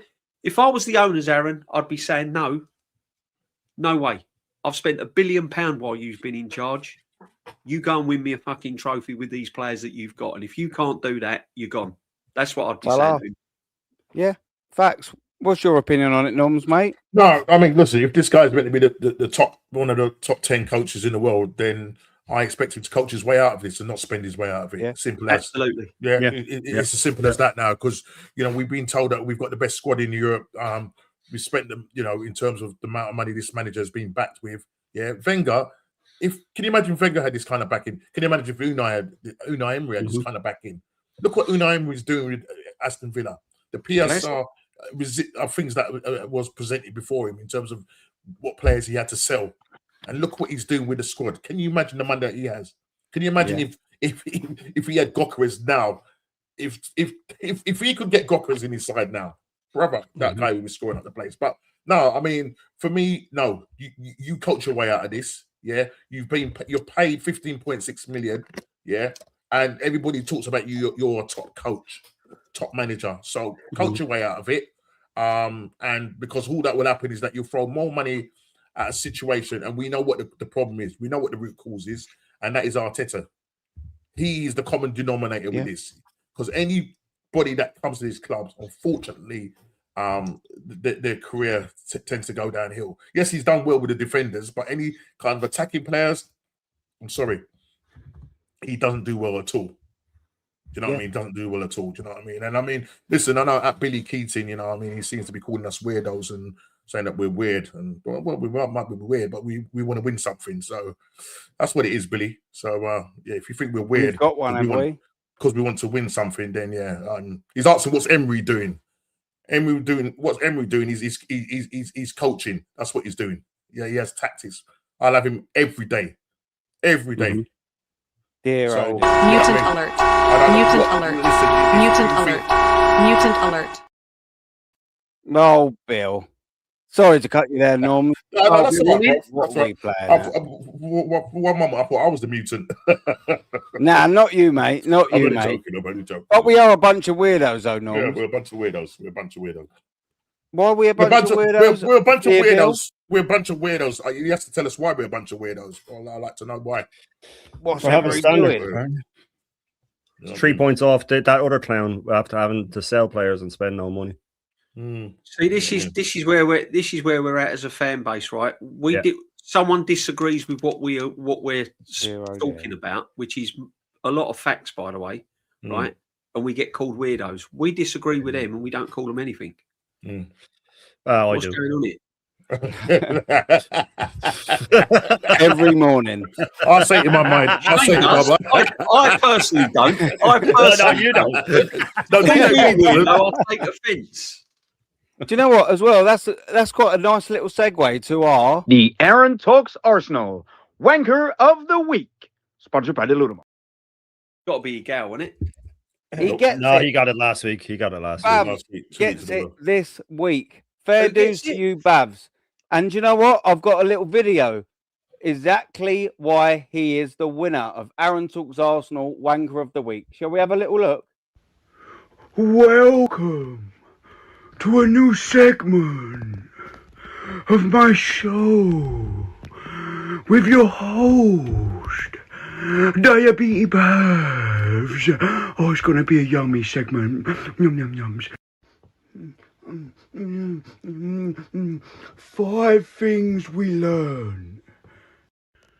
Arsenal may be a little bit blunt in attack, but Mikel Arteta has found a way to get Arsenal scoring, and it might not be the way you think, because now we have found a way to get own goals and get 3 points, and it's so sustainable.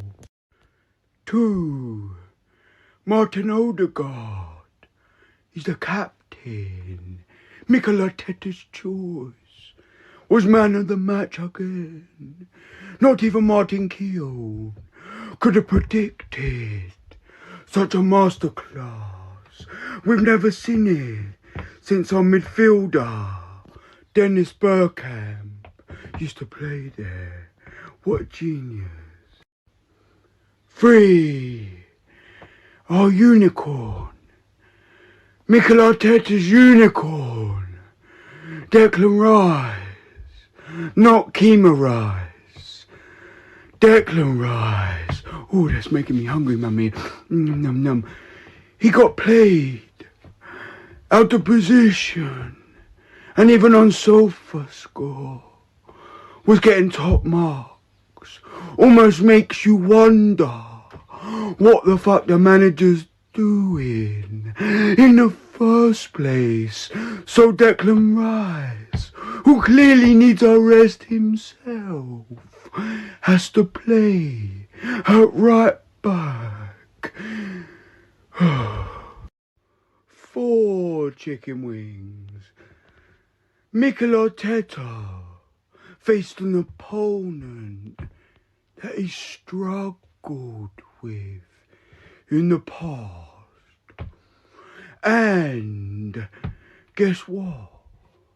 We won this time. So have your faith. That's all I'm going to ask all of my 250k subscribers. Just have the faith in your manager. Or fuck off down the kebab shop. I mean down the lane. Number 5, yeah. Arsenal. Defensive injuries are so unlucky. But we saw why. Maybe they're getting constant injuries, even in the face of adversity.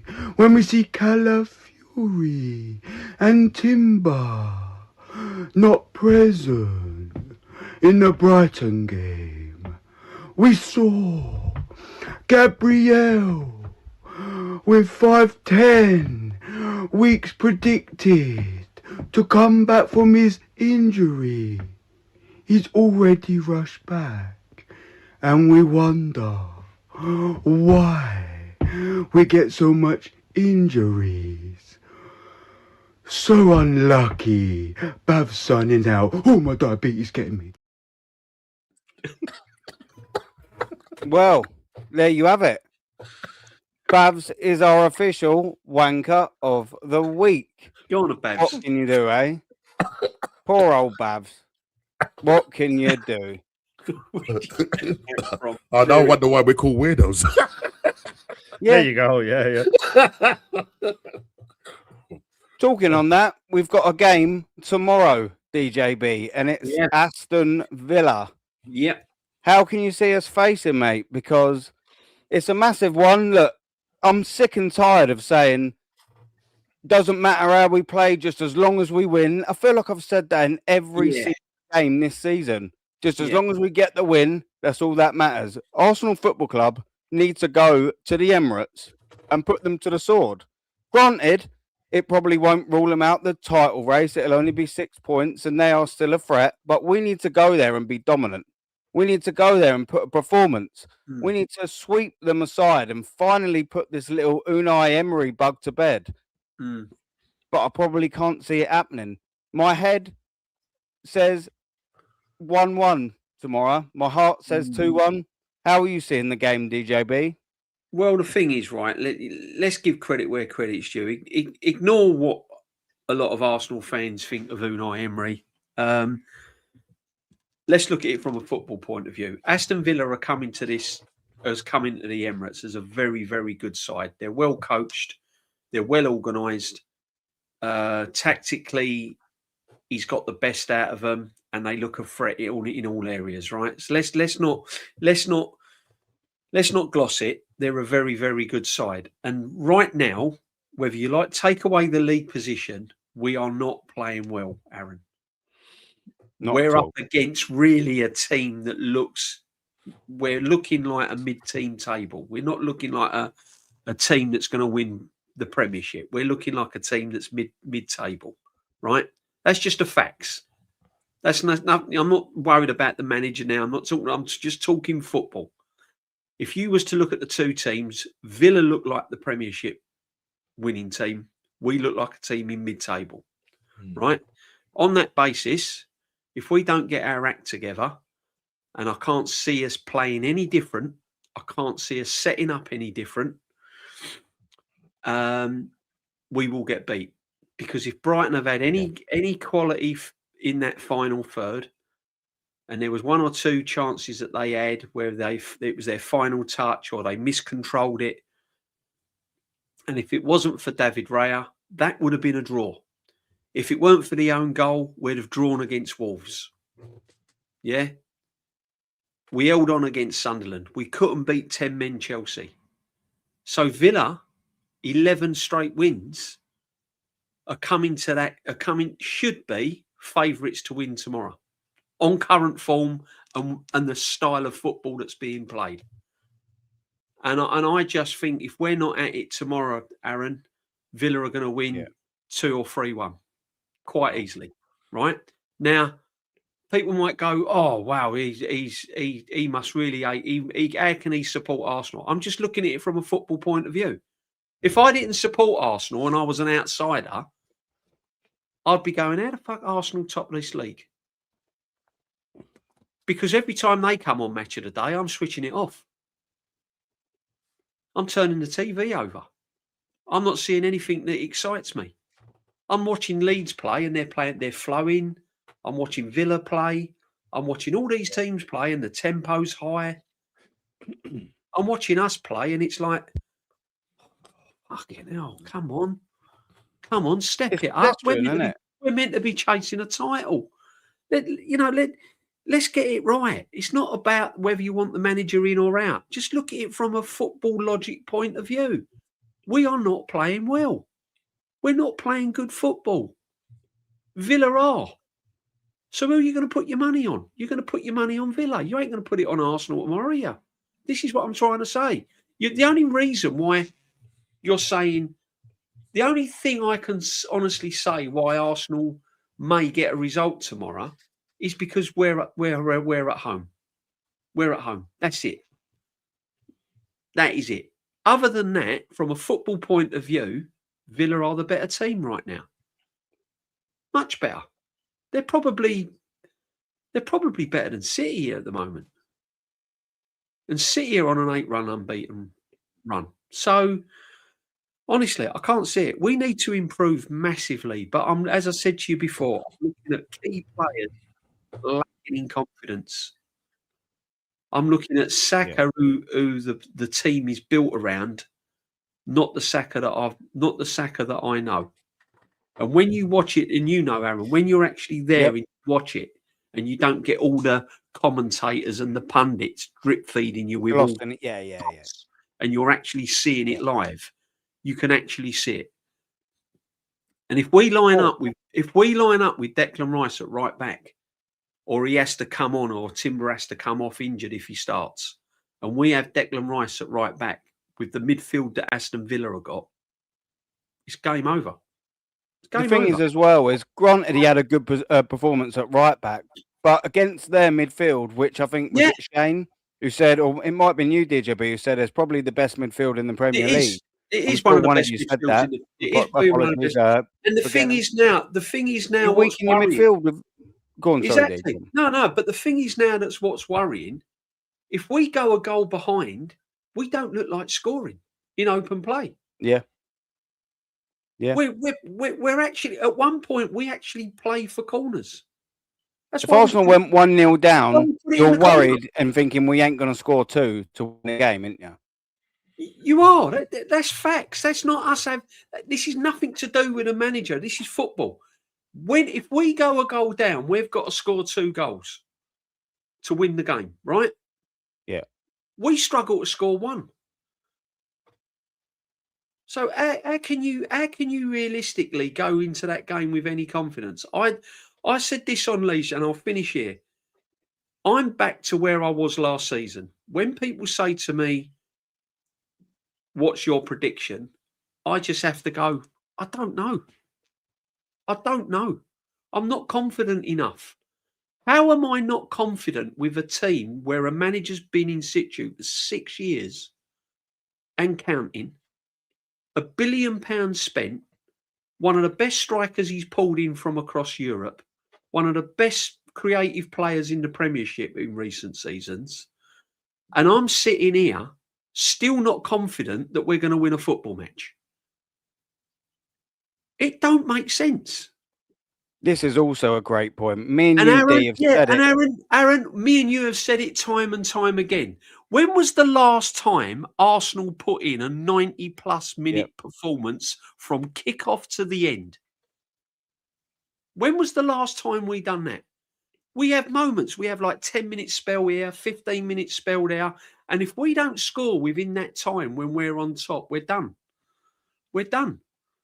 I can't remember the last time where I've walked out the Emirates and gone, we have battered them for 90 plus minutes.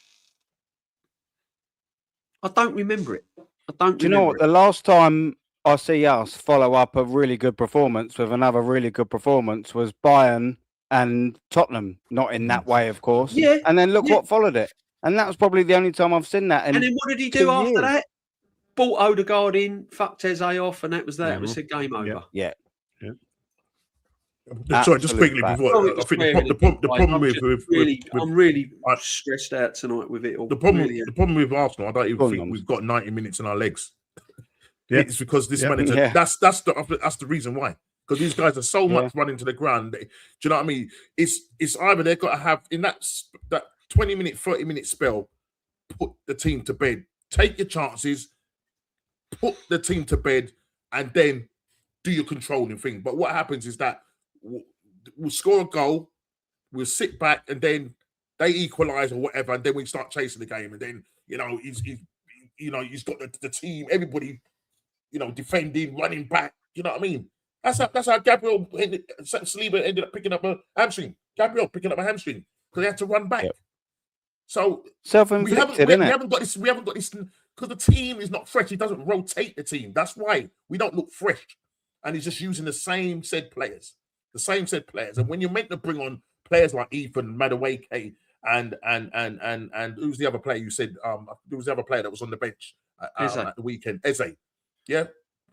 What we got to do to inject some pace, inject something? We ain't got nobody in that team that can just change it up. We thought Eze might be the guy, but because he's now playing under Arteta, that's now been sucked out of him. Who have we got to do that? Saka is meant to be our main man. And look what he's doing. Predictable Saka picks up the ball, cuts back on his left, tries to take a shot. He hits it straight at the defender. No, when he has a chance to play it to Gokeres, what do he do? Boots it out to Rose Z. Yeah. I was watching him quite closely, to be fair, against Brighton. And every time he was cutting in, he was skying his shots. They were ridiculous. The times I saw him sky. Yeah. They were nowhere near. And everyone's saying, he's back to his best. I see some idiot put up a little stat.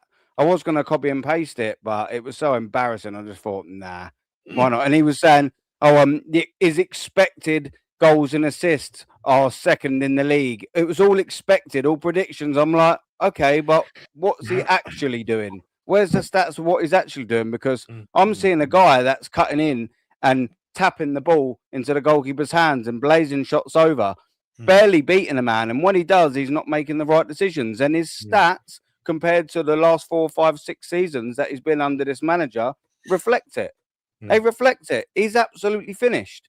I heard someone say on a stream earlier, Saka's game ain't about assists. It's all about assists. Because if it's not about assists, it definitely ain't about goals. Listen, what's it about then? Southern Guna talked about your striker depends on your front line providing the service to you. Yeah, and he sticks up this bit of paper, no service, and that's what it is. This guy gets no service. So if you're looking at their pass maps and you're not seeing passes going into the area, how is he expected to score? How is he expected to get on the end of things? This is where we're at with this manager and this system and this style of football that this guy's playing. And so until he decides to stop being stubborn and starts to being brave, and let these players off the let the handbrake off and let these guys go out and do what they need to do, we'll continue to be seeing the same thing week in, week out. You and DJB will be going to the Emirates with your sleeping bags and your pillows. And that's like the story. That's literally, it's not, you got troops falling asleep on a watch along. Live on a watch along, sleeping. And that's no dig at troops. That's no dig at troops. That's the fact that the game is so boring that you're falling asleep watching this. It is, it's crap, mate. But it's been like it for we was having the same conversation last season. Me and Kenny was on one end. How many decent games we saw. Unless Shane's going to come in a minute, but let's be brutally honest, right? That Champions League campaign last season saved him his job.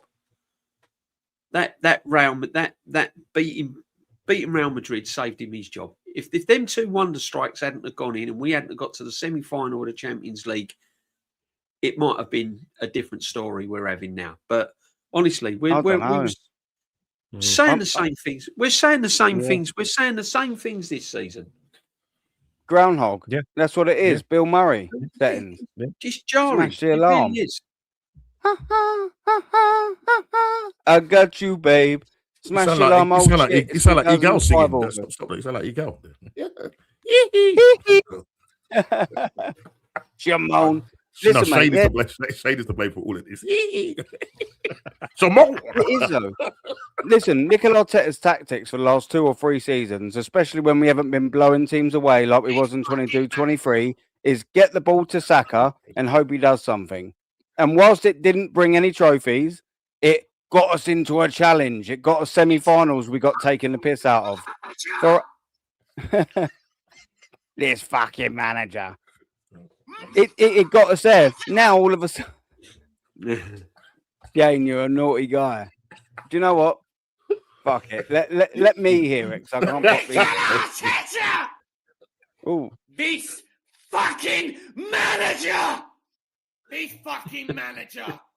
This fucking manager. Mikel Arteta! I need to get that one up. Honestly, I will do. Pause. Right, listen, he's wanted to get Saka, passing the ball to Saka and then hoping he does something. It's basically been his tactic for the last 2-3 years.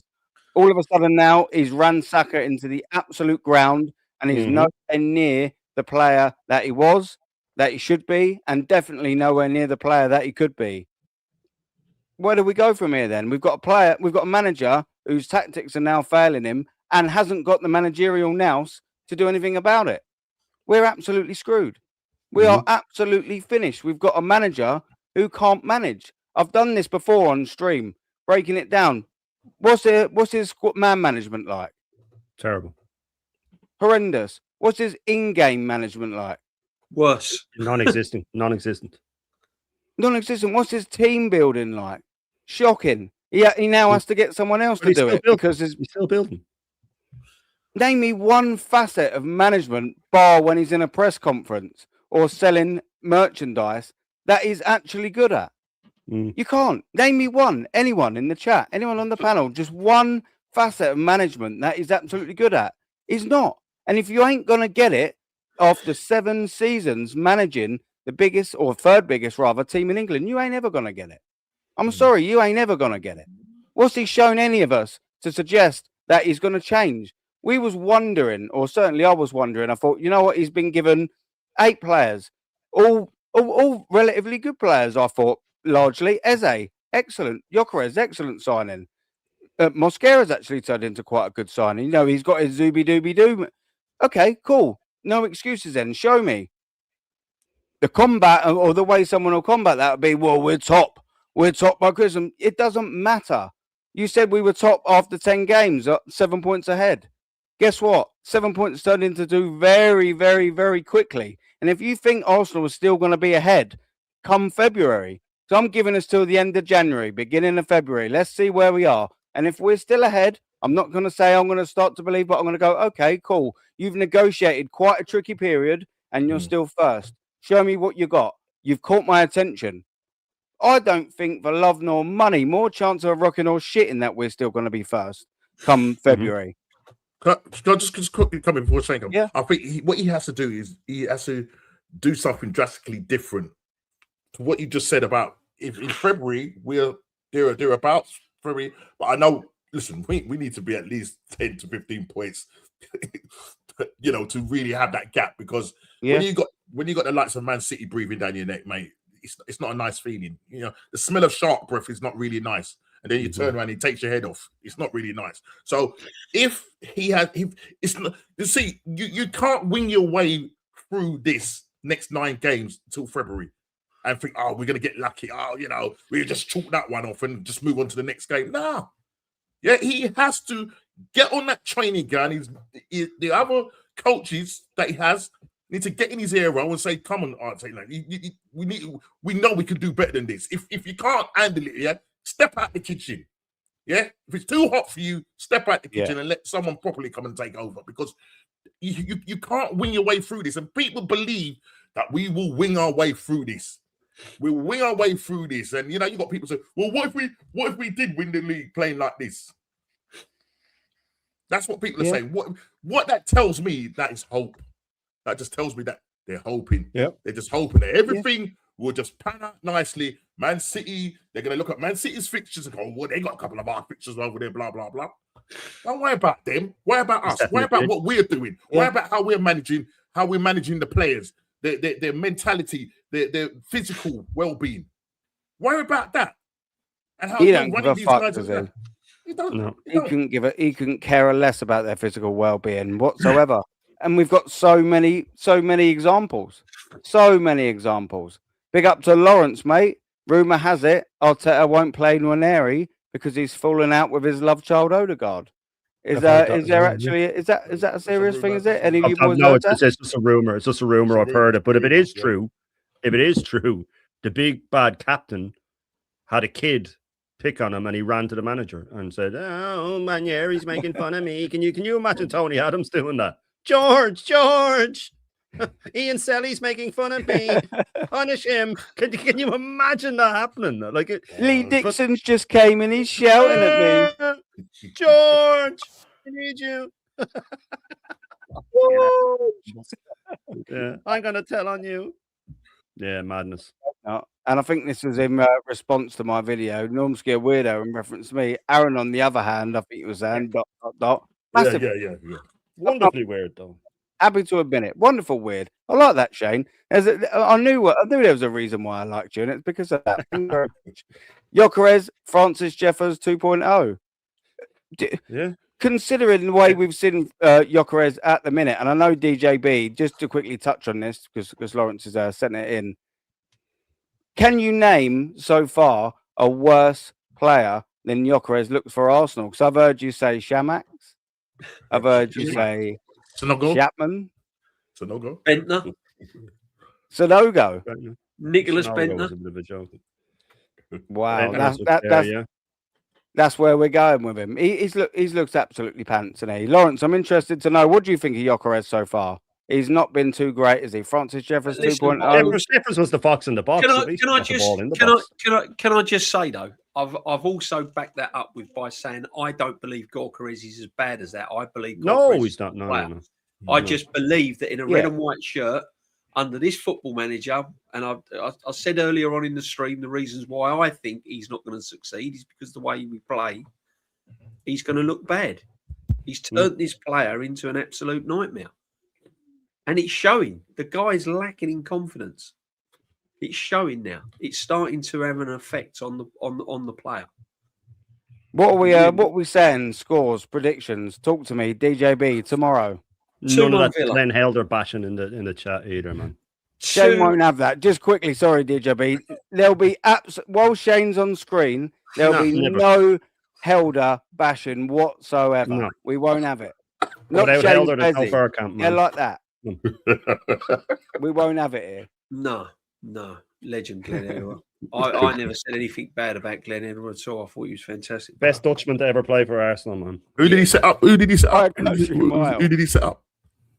Who did he set up for his first only goal? Couldn't score for 7 games, and of course Glenn stepped up and did all the work for him, man. Come on. Absolutely. It was all Glenn, wasn't it? It was all Glenn. The whole time. Come on.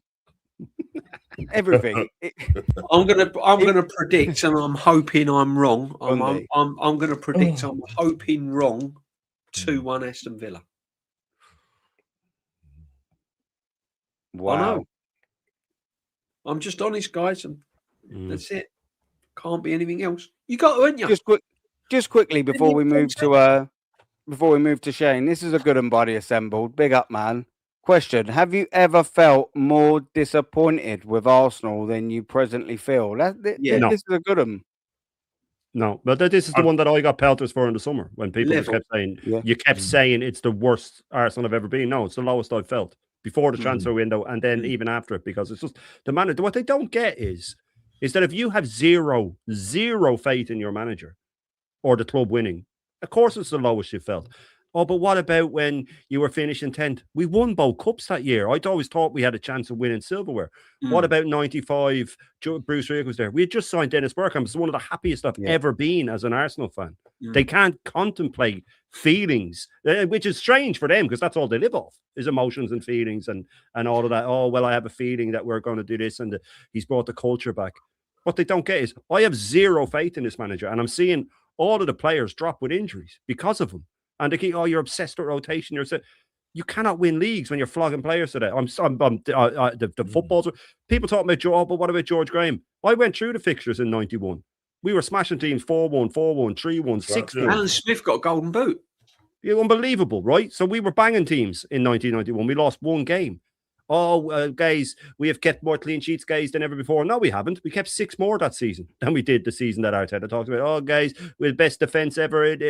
No. We kept a lot less. We let in a lot less goals that season. Oh, guys, the most we've ever scored. No, sorry. There was several seasons in the 30s when we smashed that goal record.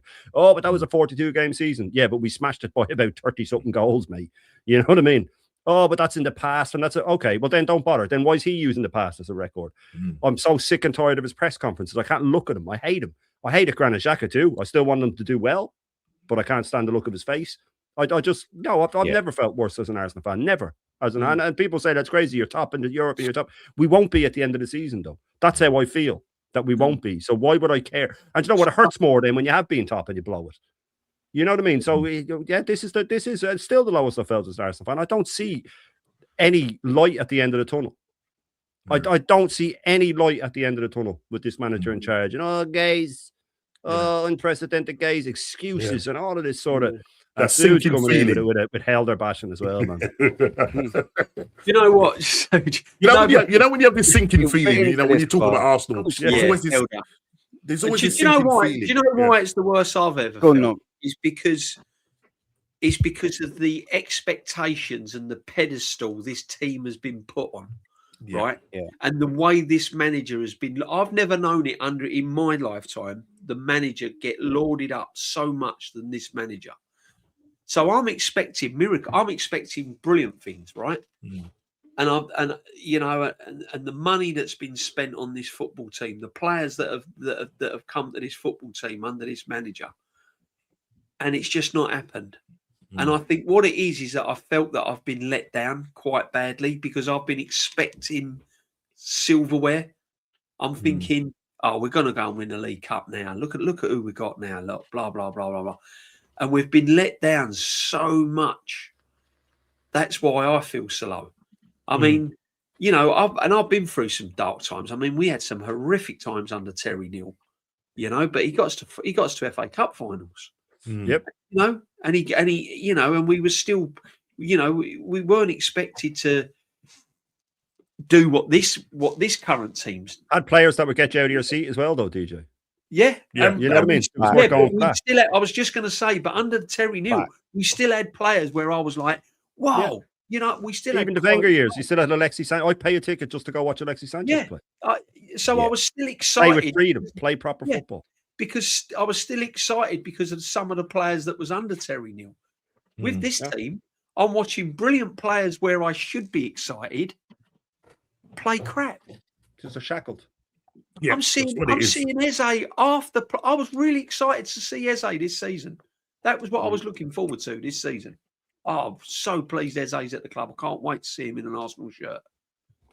He's half the player he was at Crystal Palace. I was excited about Gorka. Yeah. I'm looking at, do you know what I mean? I'm looking at someone that we've just bought from Barnet. Reserves. Yeah. Do you know what I mean? All the attack. It's copy and paste with all the attack. And that's the reason, Aaron, I feel so low as a football fan. Because my expectations is not being matched. And that's the thing. And it's season in and season out. It's driving me nuts. It really is. Big up SE before Normski comes in. I say, hold up, wait a minute. Bring Matt on for him to say that and sell us some hope. If I had the clip, I'd love to play it. I've got my hope glasses, Aaron. really need- Yeah, get them on. Get them on. Get your hope glasses on. There's my That's hope. a- There's that's a from the quality mingle, clip. I love fresh it. from the mingle. The hope glasses are on. There we There go. you go. The Do you know what? glasses. Hope. It's the worst word.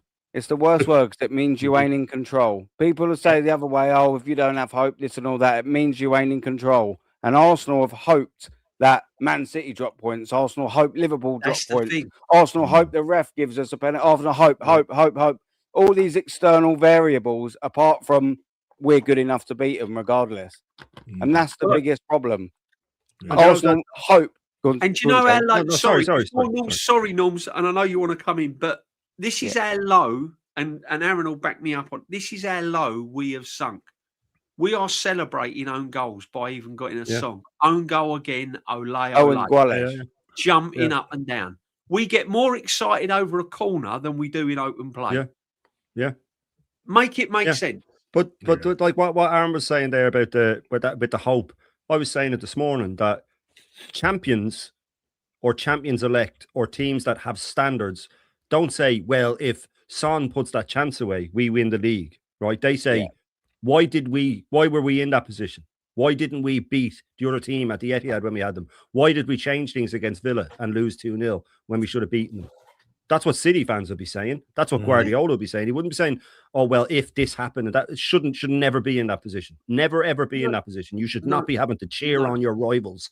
You should have buried the league well before they had two chances.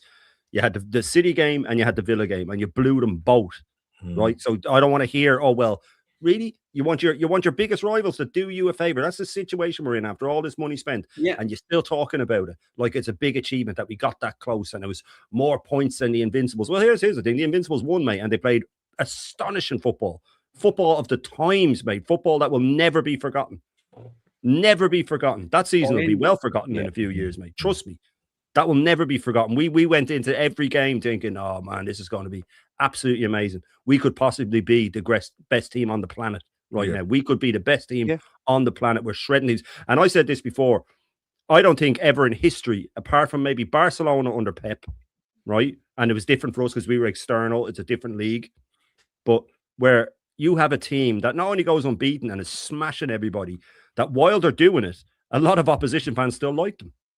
Can you imagine that? You know what I mean? They still liked us. Other fans are going, look, begrudgingly, I have to hold my hands up. Like Arsenal are just a different level. They're unbelievable. The football they play. Bergkamp's brilliant. Henry's the best player in the world. All that.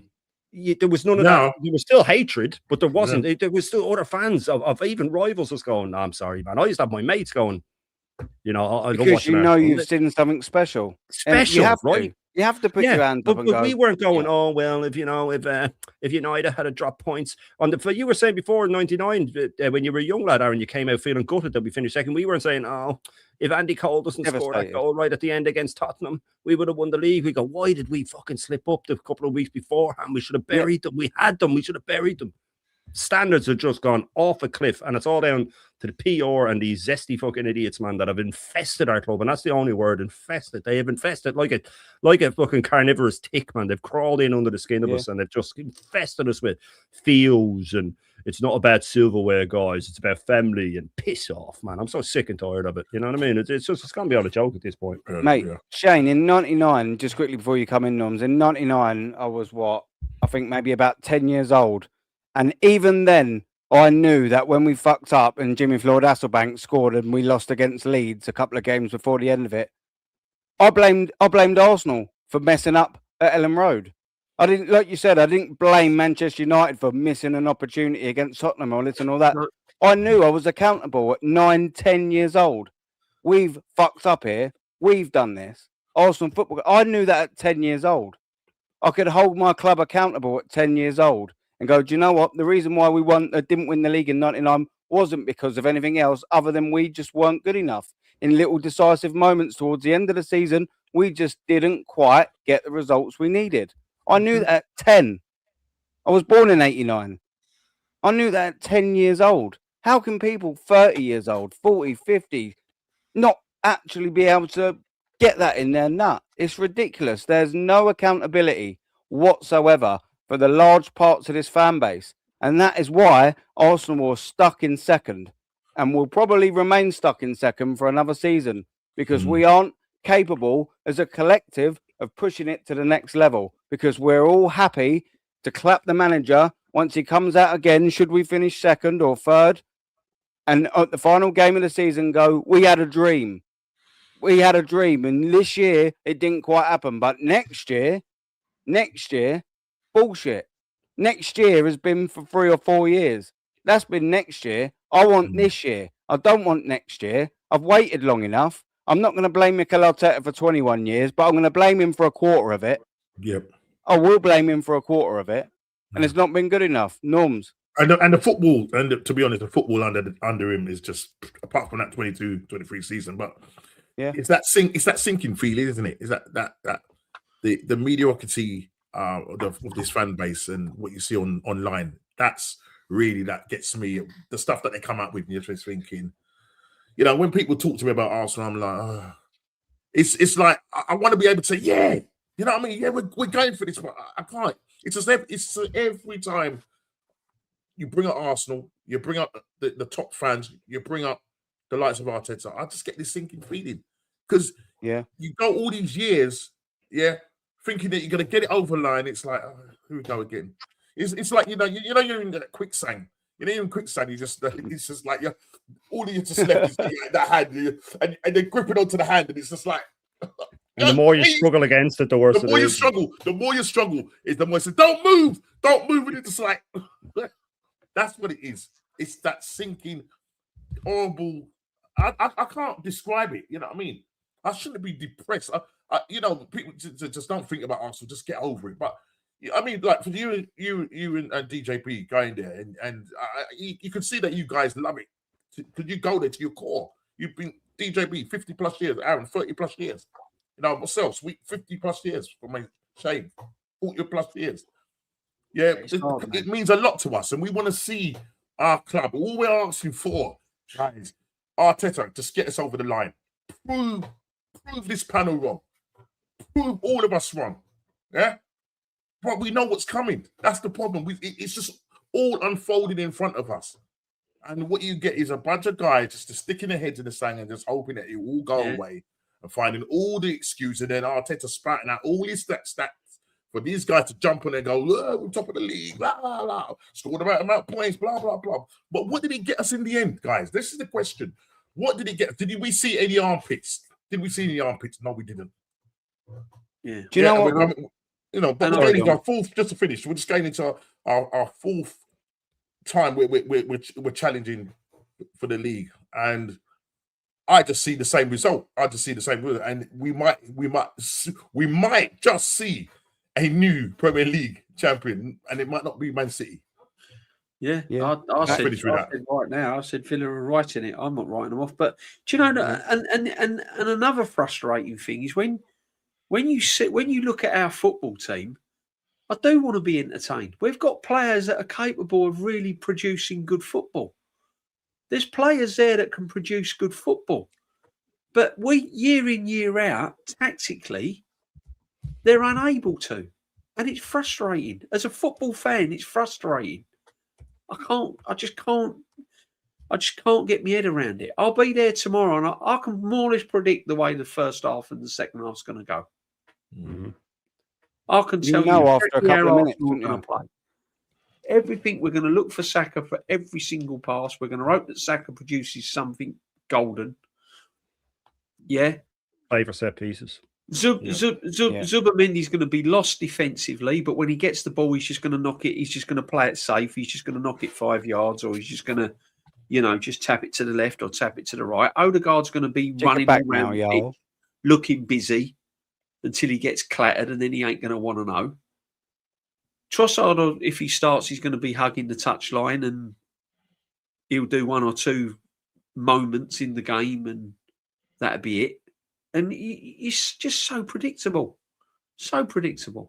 But what it is, what can you do? I think that's why he's rushing Ben White back as well, because he wants to play with Rice in midfield, because he knows he'll get absolutely overrun in midfield if he's not in midfield. 100%. How can we go into a midfield when they've got like the likes of Onana, and we've got Declan Rice playing at right back? And what have we got to show for? Mikel Merino, Zubamendi. Eat him up. Oh, he'll absolutely terrorise them. And just quickly before we mention that, do you know what I always like to play? It's in every facet of life I actually do this. I always like to put the shoe on the other foot and just see from the other side, yeah? All of these top gooners, if Arsenal Football Club were the team in the last 5 years that won 3 Premier League titles and a Champions League and an FA Cup here and all there, and we were second to Manchester City, who haven't won fuck all in the last 5 years, we'd all be double confident, wouldn't we? Oh, yeah. We'd all be going, do you know what? Don't matter. 2 points behind. Who really cares? We know how to do it. Man City ain't won fuck all. 100%, Aaron. Facts. But they can't figure out that we're a little bit dubious and a little bit worried and a little bit, cautious about Manchester City the other way round coming and taking that 2-point lead and winning the Premier League title. It's madness to me. Madness. I'll give you another thing as well. Have a look at when the Man City come off the pitch after they've won, and have a look at the Aston Villa's body language when they've won and they come off the pitch. Have a look at Pep and all the players. Yeah. And then look at Arsenal. They've won, but you can see coming off the pitch, and it's like, fucking hell, that was hard. How did we get away with that one? But you know what, DJ? Sorry to go across, but there's something footage now apparently of he's either saying it in French, but apparently a Saliba get really pissed off when he's next to Gabriel and says we're not mean enough. Yeah, he's furious. They're starting to question, and I've been saying this for weeks now, right? I'm just saying because I look at the big screen because I'm right by the big screen where I sit, and I look at the big screen after the game, like, and I look at the players and I look at their body language and what they're saying, and their heads are down. I look at City and they're jumping, they're hugging one another. The manager's like going to all of them. Players that have won and players that are hungry to win. All of them. Yeah. But it's just like it's flat. It's flat, isn't it, Aaron? But you see what it is, though, DJ. We were saying we had a discussion about this before with me and Norms. I think it was on this show, and we were saying that the best managers, all 25 players, feel like they're playing a part in the push. They all feel like they're playing a part. With us, they're split, us against them. Use at a bench, you have nothing to do. You might come in when someone gets injured, and then you get flogged. City played for the first time, I'd say under Pep, the last 3 games, the same 11 started, right? Yeah. There's a reason that they're talking about him playing the same team 3 times in a row, because it never happens. But he's able to do that because he's rested them all up to this point. So what he'll do is, this tough Christmas period, I'm going to play the same 11, get the 3 wins, and then I'll start to rotate again. Yeah. He's been here and done it a million times. And that was a great point you made, Aaron, that do you really think that they're sitting there going, oh, God, we're 2 points off this team that we've caught many times, and their manager's a bottler, and the players are all falling apart, and there's injuries all over the place? They're just rubbing their hands together going, this is a piece of piss. They're not panicking at all. They're not panicking at all. And if City draw their game and we win and we go for, they still won't panic. They won't panic. I mean, you saw them. You saw them after. They know we're going to ref up. You saw them after the Crystal Palace game. You saw that they went over to their fans. It's if nobody didn't tell me, I know it sounds crazy, but you would have just thought like these guys are destined to win the league. It's just like they're just going over there, and you got Pep going, go on, get over there, go on. It's like he's got the eye of the tiger. I said it to you. He's got the eye of the tiger now. They're oozing confidence, man. Absolutely. How dare you not count us at the start? That's what they're saying. We said it at the very start of the season. Pep's got a bounce in it. Even Pep's got. That's what I mean. Pep. That's what I said. Pep is the eye of the tiger. He's been a bit down lately, isn't he? But recently, you remember last season? Everybody was focused on his scratched face, and he was going through a divorce, and they're back together now. That has to play a part. You know what I mean? Come on, man. That has to play a part. But he's got the eye of the tiger. He's sick of people saying, he's never rebuilt it. He rebuilt Barcelona just because it wasn't his original team. He's going, fuck this, man. He's got the bit between his teeth. He got rid of half the players that were getting too comfortable. He's got in hungry players. I saw that interview with Doku and Ruben Diaz after they smashed Liverpool, and Doku was man of the match after an hour, one of the best performances you'll see. And the guy at the end of the match has Ruben Diaz and Doku, and Ruben Diaz has been there, done it. Doku hasn't. And he's talking, saying to Ruben Diaz, he was phenomenal today, wasn't he? Yeah, he was good, but, we have many games to come, and putting him right back down to earth. Like, yeah, he was good, but we have many games to come, and he hasn't won it yet. He hasn't won with us yet. He needs to win with us. And that's the way it should be. And Doku's looking at him going, yeah. I want to win as well. I want to win. Henry said that when he came in. the first 2 years he didn't win anything, and he was looking at all these guys. Well, you have done the double. I haven't. I want some of that. You know what I mean? I want some of that. And Pep's done it perfectly. He got rid of all the greatest and all. They're getting too comfortable. Now he's got the Dokus and the Cherkies and the Reinders are going, well, I want to win. And they're feeding off all the guys that have won loads but still have the same hunger. And you look at their defence, man. I mean, Matheus Nunes looks like a prime Cafu half the time when he's charging up the field. He's still got a mistake in it, but he's improved tenfold this season. Tenfold this season. As well, sort of everyone's saying about he's not really built a new team or that or whatever. He's still won Premier League titles with a totally different Man City team than the one that he took over. Yeah, so he's won exactly. Yeah, but he's won titles with the original team. Like we face lower blocks. They just make these things up that aren't real, and they just keep saying them. And he's sitting there. I said it here. One of the sort of 4th, 5th game of the season we were doing the show. And everybody on Sky was just pulling up Arsenal and Liverpool's fixtures. And I said, he just has to go into the dressing room and pin that up on the wall. That's all he is. They're not even mentioning us. Not even mentioning you.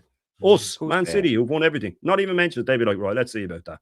Yeah. You know what I mean? So, yeah, look, I can't see a way that they won't chase us down. I really don't. But I think it's only a matter of time. Yeah, they don't care. Do you know what? I'd try and combat that opinion or that comment ever so slightly if we were playing well. I'm sitting there and I'm just thinking to myself, I know, Shane. I'm still with you. I'm sitting there and I'm thinking, do you know what? Though, if I could scratch and scrape the bottom of the barrel, I'll go, well, we're actually playing all right. Maybe we can get a winning run together now. No. We're falling over the line. Everyone's saying, oh, yeah, but we've won 5 in a row. That's absolute bullshit. We drew with Crystal Palace. That's a draw. All right, we went and beat them in the cup. Still a draw. 90 minutes full time. That's not 5 wins on the bounce. What are we doing here? Yeah. That if that was a Premier League game, it's a fucking draw. If it's a Premier League game, we're second on goal difference. Yeah. It's absolute madness. Big up to JCG, Sam. Big up to everyone. Yeah, Jack are better than Zubi. Definitely this season, and definitely when you weigh it in with the importance for their team, absolute tenfold. To be fair, absolute tenfold. I'm with you, Joseph. I want someone to sit me down and tell me what Zubimendi does because I don't see it. I'm sorry. Yeah. I just tactically. Bang average. Everyone sees it because he works well with Arteta's system. That's it, and he fits in. But other than that. I just don't. Denilson. They are. We just got a midfield of Denilsons. Yeah. That's all they are. Just get the ball, turn around, pass it back. Spanish Denilson. I don't know why I've done a French accent. Never mind. Tyrell, big up to you, brother. We will wrap up there. DJB, what have you got coming up, my brother? Not too much. Obviously, got the Villa game tomorrow. So that'll be interesting. Get home about 1 o'clock in the fucking morning, probably, because it's like 8:15 kickoff.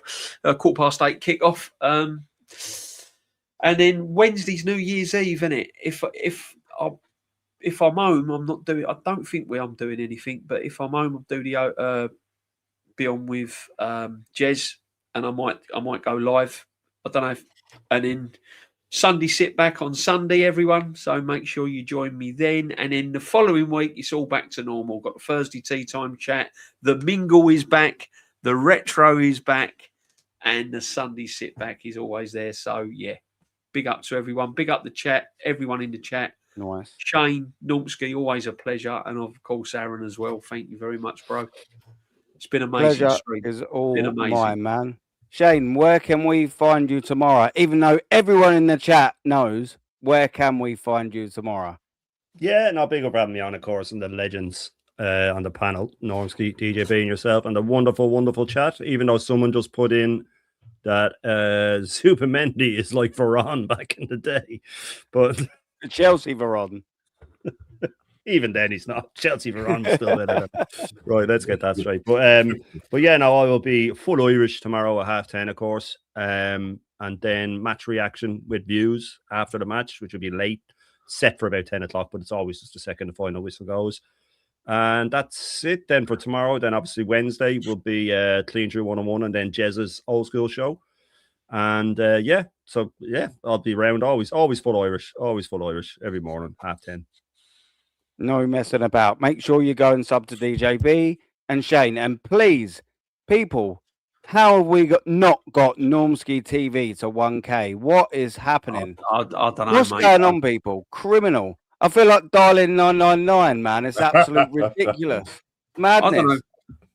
Norms, where can we find you, my brother? Yeah, Wednesday. Got the what's going on pod on Wednesday 6:30. So come and check me there. And tomorrow we'll hopefully be doing a match reaction after the Arsenal Villa game. So let's hope it's a positive one. But bro, it's going to be tough. That's all I've got to say. And other than that, I'm sure everything will be back to normal the following week.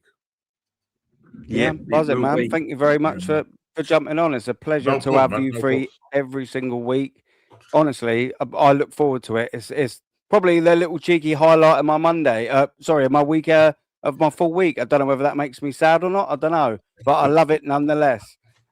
Big up to the world-class chat as always.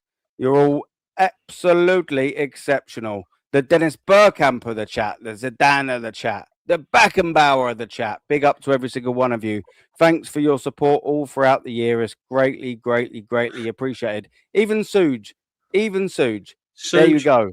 Even Suj, I greatly appreciate. Well, Mrs. Suj, we're on, with Suj. Honestly, Suj is the absolute geezer of the chat. The blunder from down under. Big up to every single person in here. Go raid Northside with ATA raid. Boom.